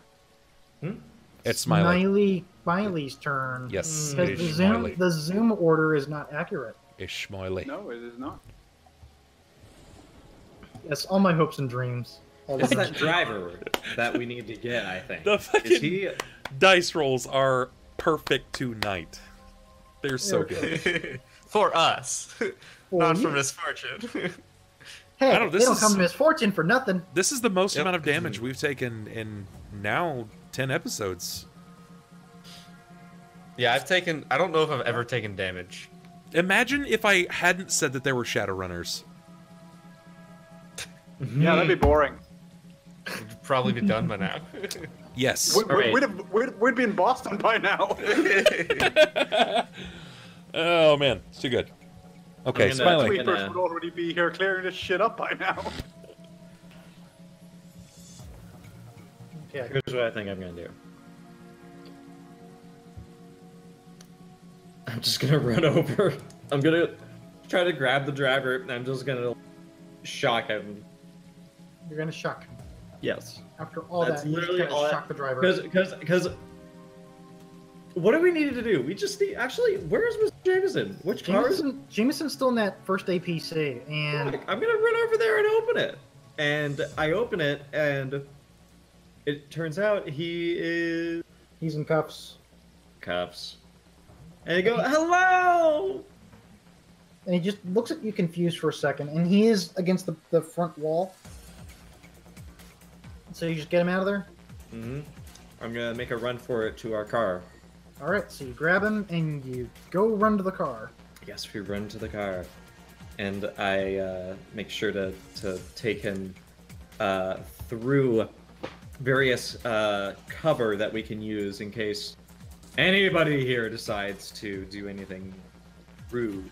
So you're doing this just as Haas put Sledge in a sleeper hold, and you run right past him doing this. Mm-hmm. I give a thumbs up. I'm like, yeah, we did it! And you went mute. But there's probably like 2 or 3 people trading shots at the moment. Yeah. But you managed to get to the car. Do you do anything else? I clap my hands and I do a little dance and I say, we are ready to roll. Kabang! And I lightning bolt the driver. He's the most wounded. There is one guy who is still pretty fine. Still pretty fine. Still pretty fine. You want to get the pretty fine guy, or you want to get the nearly dead guy? Can I do both? Can I go pew pew? If you spend a plot point. I say, nobody panic. My dad foresaw this ages ago. And I go, Those cues. I That's spend a cute. plot point. Wait, are you refunding the plot point? Did you just get yourself the plot point you're spending just now? Of course! I'm out of plot points! Fine, I'll let you have it this once. I'll give him my plot point. Okay, that works too. I have the team player. I don't know if you guys have it or not, That but I have the happens team player instead. feed. I had it too. Cool. That happens instead. So I agree. Still, All I say right. my dad told me I would do double lightning bolts. All right, so you can do 1 attack per person. There's one. That's against Driver Boy. Driver boy can't roll. Other dude can barely roll either. Oh my Have you god. insulted some dice god? What the hell are you doing, dude? I don't know. Like, let me roll my normal dice. Let me roll my normal dice. See what happens here. Yeah, maybe it's only digital dice. Hey, look, there's the hits. Yeah, There's we all don't the believe you. Roll's funny. Did you piss off Eric Vulgaris or something? Maybe I should stop being called Misfortune. Maybe I should call myself Fortune instead. There's an idea.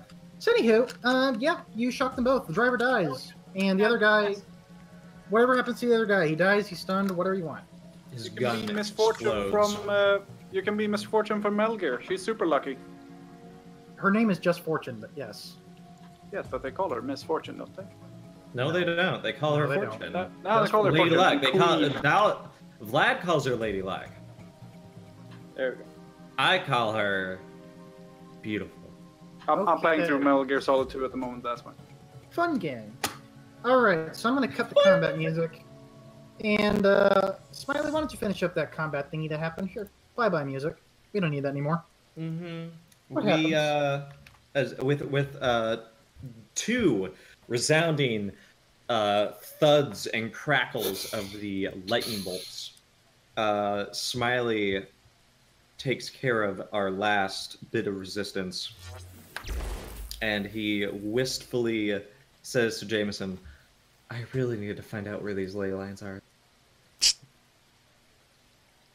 And then you broke up, right as you said that. Amazing. They're amazing, these ley lines. I get that close and I whisper it to him. Jameson looks at you very, like you're being creepy right now, but sure. You rescued him, so he'll just roll it. Yeah. The rest of you get out of there before more police reinforcements arrive, because you do hear sirens in the background starting to close down your position. Do you leave? I say we leave. Yeah, I think we gather our belongings. My car should still be working. Let's believe in that. Get our shit together and we go. Yeah, your car is banged up, dude. Though I think it's Yeah, safe but to say I mean, that it's still working. going this It's point still forward, I would say that Shade has probably got a permanent target on his head from Sledge. From oh Sledge? boy. Yeah, but that's fine. I'm going to Boston. Yeah, in the sequel, Listen in the up sequel to series. Boston, yeah. Yeah, in the sequel Oh, series, you ruined Sledge my comes thing after that I was you. going to say you were listening to. Sorry. No Oh, we're kidding. gonna play that when we leave, shipping off the bus. Yeah, I'm sorry. I'm sorry, Speedy. Yeah, that'll go in the epilogue somewhere. All right, so you hop in your car and you drive away. Yes. I'm assuming Chord got on his bike and took off as well. And you guys get out of there just as more Knight Errant are beginning to arrive. Jameson, he just sort of holds up his cuffed arms, asking if you can, like, uncuff him or something. I don't know what you want me to do. I say, hot. Snap him. I'll grab Well, no, don't, gingerly at his wrists, and I'll just pink. Much appreciated, guys. He just rubs his arms. You're Well. welcome. I'm gonna grab my cat, Busby, and pick him back up, and look over to Jameson. We're not friends. No, I would expect not. But I imagine you want a way out of the city, right? Yes? Please. Yeah, where are we going? We were counting on you for this part of the plan. Well, thankfully my VTOL is still being arranged. It's going to be arriving in a few hours. Ah. And at that point, after the heat had all died down, sometime during the combat, you don't know when, but whenever somebody checks their phone, you realize you got a message from Eliza. Of course we did. And Eliza says, your money's ready. Meet me at the nav point. We're going to go back to the Seattle map. Will do! Respond. All right, so we're gonna remove the. Actually, we're gonna change the train into meet point. So, back on this map, here is your marker we made earlier. And she's telling you she wants to meet you near the docks in Tacoma. And she says she wants to meet at 9:30. Gonna do this road. Is that anywhere near where the transport is supposed to take us away? Plot point. Yes. Why did you? Oh, God damn Actually, it, Tom. I'm gonna have to rescind you on that because Damn one it. reason. He tells you, well, here's what I would suggest. You should probably go meet with your client, deal with her, and then I'll bring the VTOL around to the docks. How are we supposed to deal with the client when she's expecting us to drop off the Izanagi program? Well, you don't think she's actually going to pay you, do you? This is still rubbing his So the arm. plan is for us to go there, for her to kill us, and then we meet back Why with would you? we even go? If we don't deal with her, she can probably track the VTOL. She'll know we Stay a left. while and listen. If we deal with her now, that at least gets her off our backs. No, you don't understand. It's maybe she can track the veto, or definitely we'll die. I'm not looking to get in any extra fights than I have to. No. Well, normally I wouldn't tell you to, but unfortunately the VTOL won't be here until a little later on in the night. Then we can wait. Yeah. And I got some shit I need to wrap up.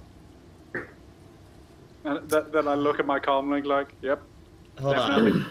No, I Listen. have an idea. I have an idea. And I say, guys, I make business out of bullets and bombs. That's got to count for something. And I want to spend a plot point to say that I have the rocket launcher. you went and grabbed the rocket launcher. Yes. I have one if you just want to use mine. Are you kidding me? It's technically a grenade launcher, but it's far is still okay for, so there's no like range restriction. So Jameson will just say, listen, I owe every single one of you my life, especially after what I've done to you these past few days, but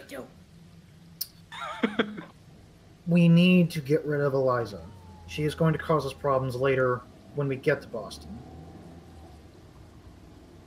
Because she controls a large outfit for NeoNET, and if we at least get rid of that, it cripples them severely, so it'll make it harder for them to come after us. Yeah, mean, but we don't need if to we go need to a them to meeting fight- get rid of her. If we go to their meeting, we're fighting on their terms. If we deal with them later, then at least it's when we're trying to... Well, We're here's on the our thing. turf.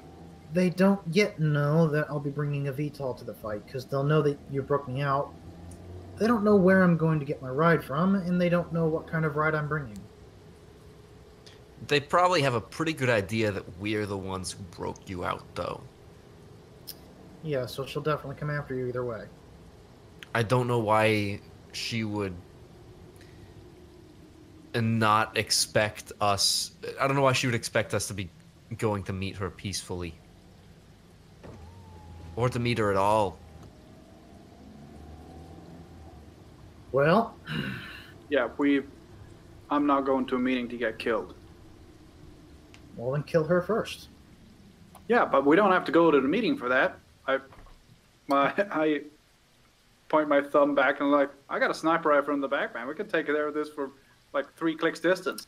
She'll be exposed out there. If she's meeting you in Tacoma, it's wide open docks. Yeah, exactly. And then Like, we'll have a guys- nice field of fire from 3 clicks away. Guys, I can be the one meeting her. That can work. If you keep her At least distracted at that spot. if one of us meets her, then you know we can distract her long enough to do what we need. And that'll Yeah, give you a clear but if- line of fire. And if you get taken hostage,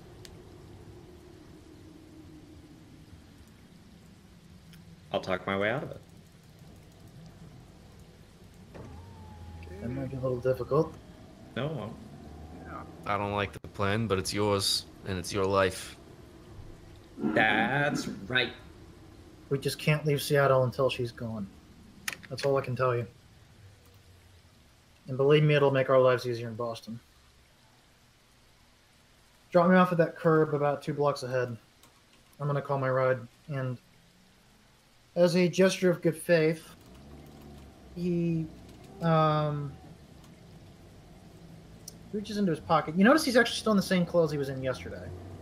He reaches into his pocket and he pulls out a data stick. And supposedly it was kind of useless, but he hands it to Chord. I believe you know what this is. A new playlist? It's the decryption key. All right. Thanks. Yeah, just be careful using it now, at least until we leave. Because that thing would light up like a Christmas tree from Mitsuhama, despite going through much trouble trying to remove the safeguards. But if you use that in your discussion with Eliza, that'll at least keep her in position. And maybe even make her more agreeable, saying you killed me for it. Whatever you want to use against her. All right. All right. That's good to know. So, do you proceed to drop him off at the spot he tells you? We do, and Smiley tells him, we don't like you. Basically, you ruined our lives. Yeah, But guess what? You also got us a free trip to Boston. Cool exchange, almost. Yeah, I mean, it's not gonna be a luxurious ride, but it's free, and you don't want to know what the frickin', what the transcontinental flights are costing these days. Woo-wee. And it's not gonna smell like cat piss. don't forget all that air traffic control, because that's a thing. So, go ahead and meet her at the spot. I'll go get the VTOL, and if the extraction's hot, I'll pull you out.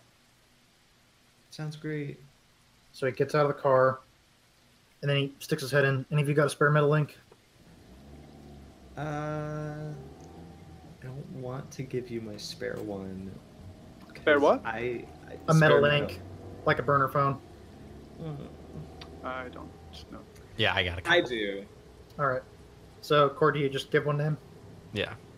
He takes it, and he says, I'll see you at the rendezvous. And he shuts the door, and he just starts making his calls. He walks away. I hate him. Will do. I hate him.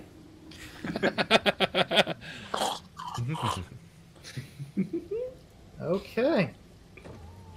So, there's at least 3-ish hours before the actual meet. So we can assume that you guys do a little repairs to your armor, if Shade does that. Yes. Please. I use my chameleon suit from here on out because I don't have a spare flak jacket. Okay, it'll be less armor, but sure. No, it's the same actually. It's 9. Oh wait, armor jacket is 13. Never mind. Yeah. Okay, But so now I'm stealthy because I blend in. Like a so you chameleon. tossed away your armor jacket? Already tossed it away. I'm gonna set up another dead man switch. I am uploading the Izanagi program decrypted, or not decrypted, encrypted still, to the web, to the forums. I am setting up a dead man switch so that I will send out the decryption key if I don't cancel this post within the next 12 hours. Okay. Good idea. Guys, we're going to start wrapping it up, but I have one question. Do you guys want to speak to Eliza real quick, or you want to save that for the final session? Save it for the final session. Yeah. Okay. It is midnight. So, guys, that was our penultimate session, session 10. Holy cow. Wasn't that just nuts? That was a freaking roller coaster. From all the fields to all the bullets. Uh-huh. Damn. I don't know which Tiger one all hurt of a sudden. worse. The silly girlfriend experience. Wow, That's I included in the can't believe feels. that happened. I can't believe that happened. I mean, those were certainly some kind of feels. It wasn't particularly like sad ones or anything. She's gonna hate Shade when he cancels for like the 22nd time. Sorry, babe, running off to Boston. Bye.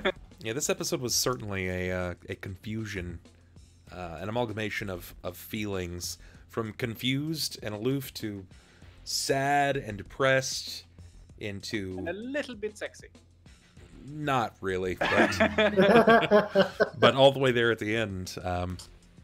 Yeah, you may not know it now, but you have certainly you've lit a fire under Haas. When he saw what happened to, he doesn't know it's Hardpoint, but he realizes that it's Shadowrunners. Man, that last like 3 minutes of his life was really fucking bad. Yeah, Oh, that was a man. rough time for Hardpoint. Oh man, poor At least you put him Hardpoint. out of his misery, I Yeah, guess. exactly. Woof. I mean, you made him paralyzed. I mean, that wasn't really misery. It was just extremely inconvenient. And then you killed him. Yeah, that was only temporary too. Like That's an inconvenience. the paralysis it wasn't was permanent. misery. Like his eye had shredded like the inside of his face. Oh yeah, Like, that was happened painful. Too. That happened too. That's right. So, if we summarize, I put a bullet in his head. Yeah, but you disfigured him and made him Oh, yeah. paralyzed. I did much worse. Yeah, but he could have walked away from Chord's doings. Yours was like, there's no He could tomorrow. have been wheeled away from Chord's doing. True. Rigor mortis already set in. He's not dead. Yeah, It's already set in. Paralyzing wouldn't have been permanent. Yeah, it was only temporary. Probably. Oh man. I'd say one of my highlights of the game, though, was watching Lightning Emperor Smiley on the ley line. No kidding. Yeah, the late night was a very good plot point spent.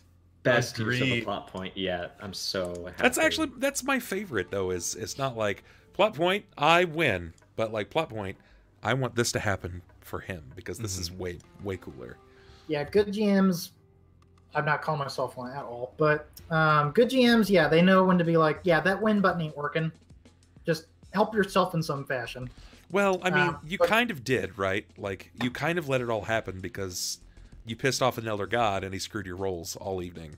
Uh-huh. Pretty much, I guess. I guess it was my own fault. I was being too nice for you guys, and I paid the price. I think you rolled 40 or 50 d6 and only got like 3 successes, so... I know, right? It's weird. I had to keep edging everything.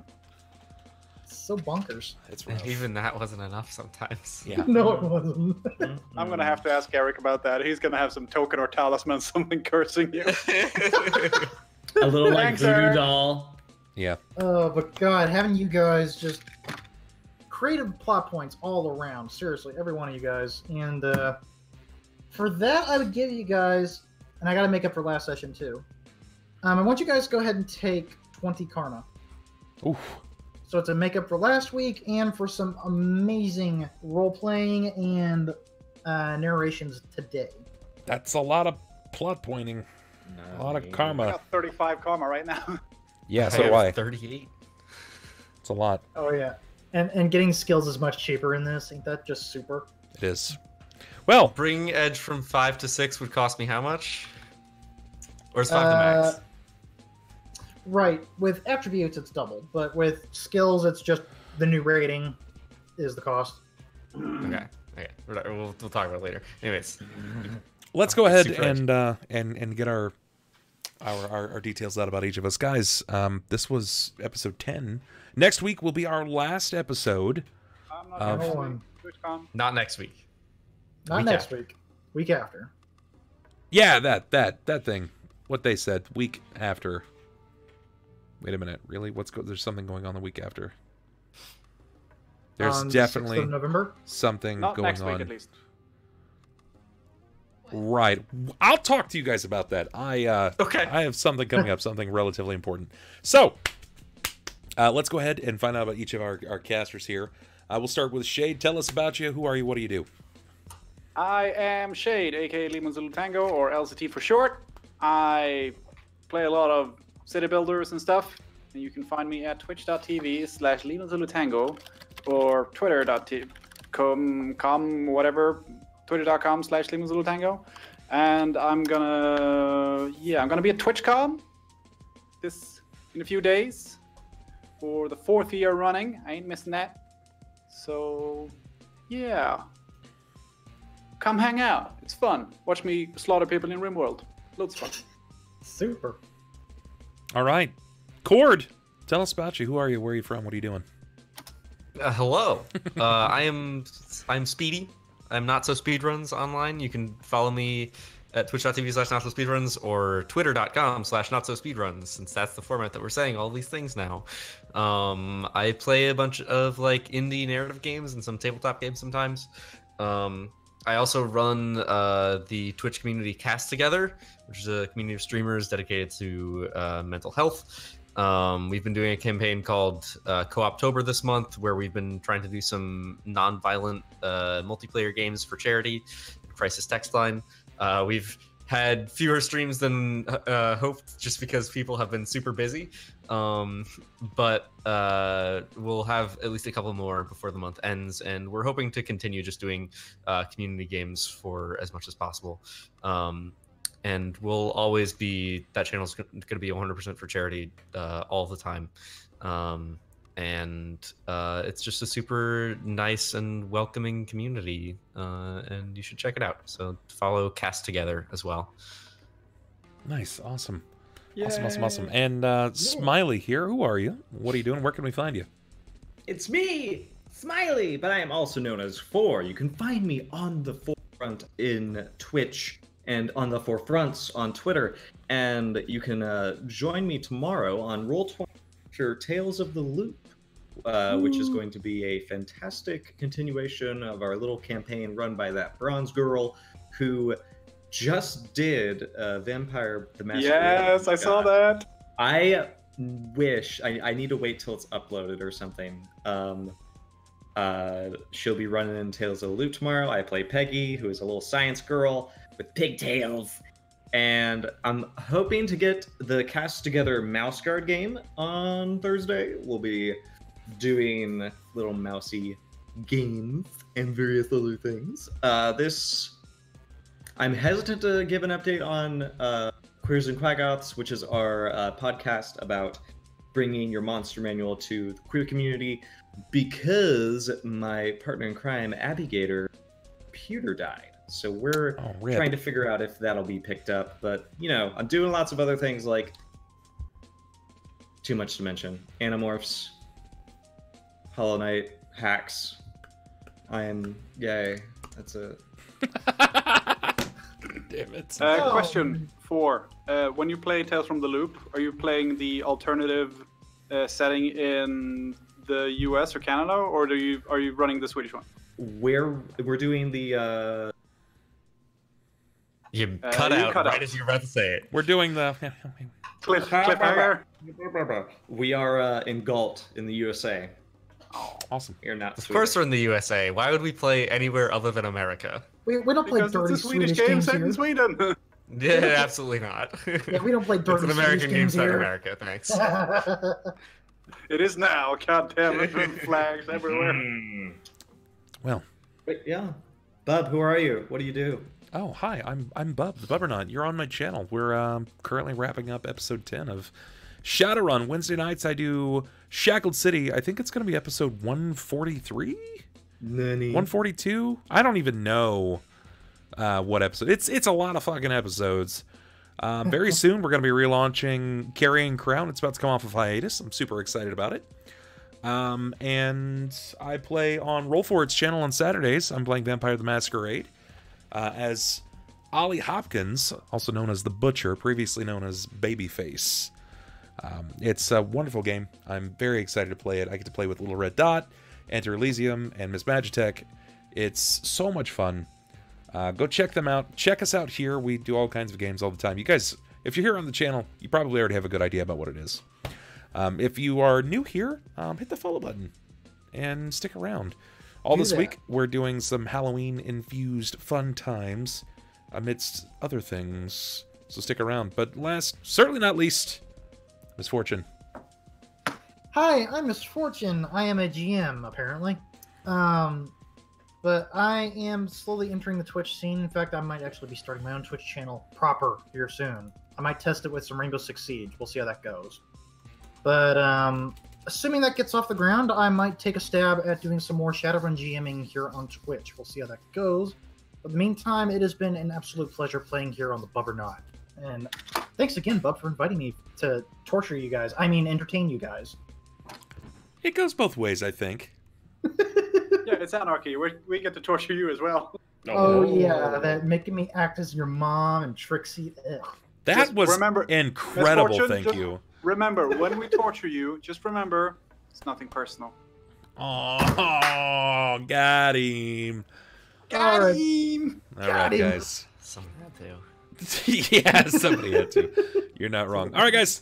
That's gonna be it for us this evening. Let's see who's live. I don't even know who's live right now. Oh, we should totally raid the Aussie if the Aussie's running. They raided us. They raided us? Oh, snap. Yes, Hi, they Ozzy. did. Bubbernaut is live. Oh, I hear he smells funny. We should not go to his channel. Yeah, well, luckily, Twitch hasn't implemented smell-o-vision yet. We'll see if that announcement comes from TwitchCon. Yeah, and if they did, we would be smelling all sorts of catnip and cat piss right now. Yeah, well, maybe. Not in this house. Let's see. It looks like we have... Let's pop on over and see my friend Astropub. If you guys could, go ahead and copy that that raid command. We need to get back into raiding. I like raiding and showing some love to people. Astro is primarily a space-driven streamer. He's a role player. He's really good people. One of the best on Twitch. I met him at TwitchCon last year, and we've been role-playing as often as we possibly can. But he runs the Astropub, which is the coolest space dive bar at the end of the galaxy. So check out my dude, the Astropub, and we'll see you guys. We'll see you guys over there. So make sure to copy the command. Astro. Hold. No, I'm not. The Astropub. We're gonna go do that thing right there. All right, guys. See you over there. Let's do it. Copy up that thing. TwitchCon, come say hi. Kaboom! I won't be. Say hi to me anyways. If anyone watching sees me at TwitchCon, come say hi. Tell everyone you see there that I said hi to them. Everyone. Bye, guys. Peace. See ya. Bye.